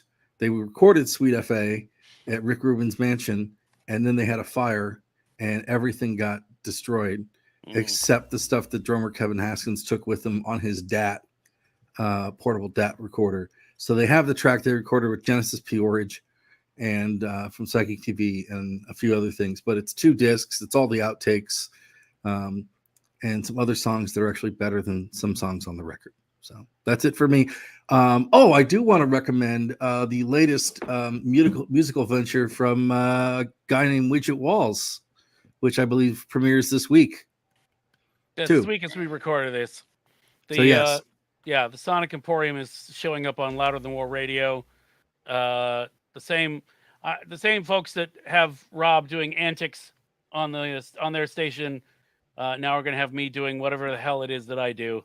So I'm finishing that up to send off the first show to them, and God Saturday knows nights what'll happen. when? Saturday nights, UK time, London time, 10 p.m. to midnight, which is, I think, what, like 6 hours ahead. Yeah. So 2 to 4. But it'll be on Mixcloud, so you can listen to it whenever. Yeah. You said 2 hours ahead or 6 hours ahead. I was like, no, it's 8 hours ahead. I forgot where I was for a moment. That's okay. I had to think about it too. Yeah, and we're over here in 5. So when I did my first announcement, I forgot that I 3. started the week of daylight savings time and even mucked it up even more. So yeah. We're looking at you, Tuffley. We're looking at you. People like playlists.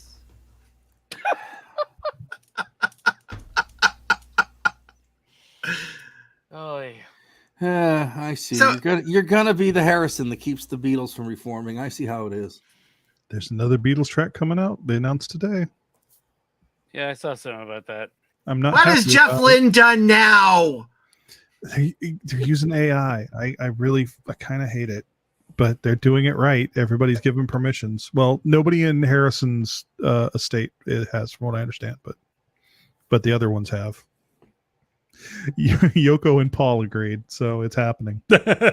Which is funny because Harrison was a big proponent of giving money to IBM. So that's weird. Okay. So yes, listen to that. Starts this week, and yeah, We'll see how long it goes. it'll be fine. You got this. It'll be fine. All right. Thank you, Rob. And I'm afraid I need to bail real quick. So Okay. Night. Bye, Night, JJ. JJ. Bye, JJ. Fuck you, All right. JJ. John, All what right, you got? John, it's on you. What you got? I'm gonna. first, I'm going to say if you haven't finished watching Ted Lasso, go watch, or haven't started Ted Lasso. Take care of that now. You're not doing your life correctly. I really liked the season 2. I thought it was great. I did too. I know that there were some people that were complaining about it. I'm like, what are you guys talking about? They're like, it doesn't have enough Ted Lasso. It's like, it by the way, the show summed it up perfectly at the end. It wasn't about him. It never was about him. You know, it's about all these people just trying to be better every day, just trying to get a little better every single day. Anyway, watch Ted Lasso. Here's my swing at Tuffley's. What's left off of Tuffley's list? Oh dear. I suspect he might have left it off if he knows me at all, but Here We Are by the Foo Fighters was released. You are correct, sir. There we go. Ladies and gentlemen, the panel cleared both ones. There's a reason why Widge got me this thing. Several years ago. Hi, Dave. Anyway, yeah, just, I'm not gonna say it's their best album ever, but it's pretty damn close. They're way more engaged than they have been like with these urban albums. Yeah, so every album has its own. I know it's weird because Foo Fighters definitely have a sound, but every album seems to be just enough different to make it to keep my interest in them ever growing. Can't think of probably, but Here We Are is, pretty powerful song. It's just an overall great album. It could be their best. I mean, look, I go round and round of what I like about Foo Fighters all the time, so I can't really pick a best one. But anyway, go pick it up. That's something you definitely get on Amazon. You get a CD. I just want to look to see if it was available, and yes, sure enough, it is available in physical media. It is. Is it available on cassette? It is. Probably could be. Who knows? I know they were selling it through their website because I got an email about it. So there's a white vinyl version of it. Why you gotta be If all racist? anyone's, I'm just talking about the Foo Fighters. Anyway, so that go do that. There is from a television show perspective, because it's usually what I'm recommending here. Based on a true story over on Peacock is much like the other. Peacock is doing a lot of experimenting with their shows, because much like now the name is escaping me suddenly. Poker Face. No, well, Poker Face, another good example, but I was actually thinking of the Nun one. Miss Davis. Miss Davis, thank you. Yeah. Which was a mind bender as well. Based on a true story, is a story of basically this serial killer and a podcast. I don't really want to give too much away, but it is a interesting mix of comedy, dark comedy, and horror, or just psychological thriller, I guess would be more in line. But it's very interesting, and all the actors and acting are fantastic. The story is really interesting and has some nice interesting twist to it. Was it Jason Bateman? I think it might have been just Jason Bateman's production. Him and a couple other people came up with the idea. So based on a true story over at Peacock. And last thing is not available for purchase, but I'm pretty sure you guys all saw this. But Kevin Smith put out a video not too long ago about his time in where he was institutionalized recently, and it's about a 30-minute sort of recap of what happened there. It's whether you like Kevin Smith or you don't. It's a story about, much like Ted Lasso, about taking care of your mental health, and I encourage anyone to go out there and just watch it, just to see you're not alone. you know, depression. We all need help along the way, and it's a good little just sort of reminder of how even people that have money and seemingly have it all can still have problems. So go check that out. You can just search it on YouTube. I think People Magazine's actually the people that published it, but it's just a very simple, straightforward him standing there talking about talking about his mental health for about 30 minutes. Great thing to check out. You can't buy that at Amazon, but I do know that you can buy lots of stuff if you go to needcoffee.com/Amazon/ let's just give up the bit. No, we're not going to give up the bit.com. Well, yes, John is correct as he is always correct about most things. If you go to needcoffee.com/Amazon, you wind up on the front page of Amazon like you've gone to the front page of Amazon, because that is exactly what you have achieved. And anything that you buy during that session, we get kickbacks for. And I can see people doing it. And honestly, I have no idea who bought that thing shaped like a pickle. But I appreciate whoever did it. So yes, that is very You're helpful. welcome. What? Sorry, what? Oh, never mind. That's no pickle, sir. That's no It's a pickle. Depeche Mode remix. So, my recommendation, I am going to recommend, and I may have already done this, but the thing changes month to month. Everyone knows I've been playing Marvel Strike Force for way too long.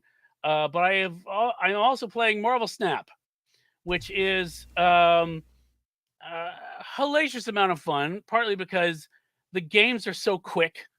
I think even if you've got somebody who's on a 14.4 baud modem, it'll last 3 minutes tops or something. I don't know. It's very quick. And the cards are, let's put it this way. The game is designed by people who don't mind breaking their own game. And I love breaking games. There's just something, I knew I was in the hands of the right kinds of maniacs when I first saw the Galactus card played, which when it goes off, you have 3 locations. And I hate that son of a bitch. You destroy. You don't ever play me one-on-one. I love it because I love blowing shit up. Anyway, 2 of your 3 locations blow up, and then the rest of the game you have to play on just one location, and it makes everything more difficult and weird. But they just recently introduced a High Evolutionary card, which gives all the cards that didn't have powers before powers. So they don't mind taking the piss out of themselves. Like the Agatha Harkness card, if you have it, it or the ego location, yeah. But basically, it will play for you until it can play itself, which is what it's trying to do. I will just say this, Widge. Yeah. When you probably had this happen, if you happen to get it randomly, yeah, it'll start playing your hand too. Oh yeah. You had no intention of ever playing this card, but yet you're screwed. Sorry. If you use someone like Scarlet Witch to randomly change a location and it becomes Ego the Living Planet, it starts playing both of you. It's so you have no idea. It's very fun. You have no idea what's going to be thrown at you, and you kind of have to improvise your way out of it. So even if you've got a bulletproof deck and you draw it perfectly, and you're able to do the each move like you're supposed to, the most random thing can show up and throw everything out the window. Somebody will randomly throw Carnage. Absolutely. You can like play Morph, and it'll suddenly turn into a card from the other person's hand that you absolutely don't want it to turn into. He was telling me Jubilee has a random effect. Well, Jubilee. Well, go ahead, John. I was gonna say she pulls somebody out of your deck, just a random card out of your deck to play at the same location. Yep. I don't get that part of her power though, but I mean, whatever, doesn't matter. It's just a thing. It's just a thing. It's a thing. So She attracts them with because fireworks. Jubilee doesn't do anything else but blind you. I mean, what? Ooh, that would have been. No, That would I've be done some neat stuff with her powers. yeah, actually, her powers recently. are pretty extensive at this point. And she was a vampire for a little bit, but we're not holding Yeah. that against her. Yeah, no. But yeah. But yeah, so I will agree. Some of the cards don't necessarily fit with their comic powers, right. but you don't give a shit for the most No. part because it's just so ridiculously fun. So I recommend checking that out. It's free to play. You can buy stuff I buy the season pass for it rather than Marvel Strike Force every month because I'm enjoying it so much, and it's actually reasonably priced instead of Marvel Strike Force. And they have Hell Cow. They have Hell Cow and Marvel. They had it from day one. Hell Cow, Marvel Strike Mhm. Force. Your move. They now have introduced Howard the Duck and Jeff the Land Shark, and it's chaos. You have no idea what's coming next. I love it. Is So, the yeah. Spider-Verse stuff coming next? Oh yeah, that's this month. That's actually Yeah. this month's. Yeah. Okay. Kim, So Kim had mentioned that. Oh, she's like, oh, I get to play Spider-Punk. I get to find the Spider-Punk card. I have not seen the Spider-Punk card yet. I don't think it's out because you know how they like release one a week or something like that. I Yeah, don't it's think not come out yet. I did She's- see it as it's in the pack, but I haven't seen it yet. Yeah. Right. So anyway, so that's what I've got. And with that, we stumble through the doorway into the end game of another episode of Weekend Justice.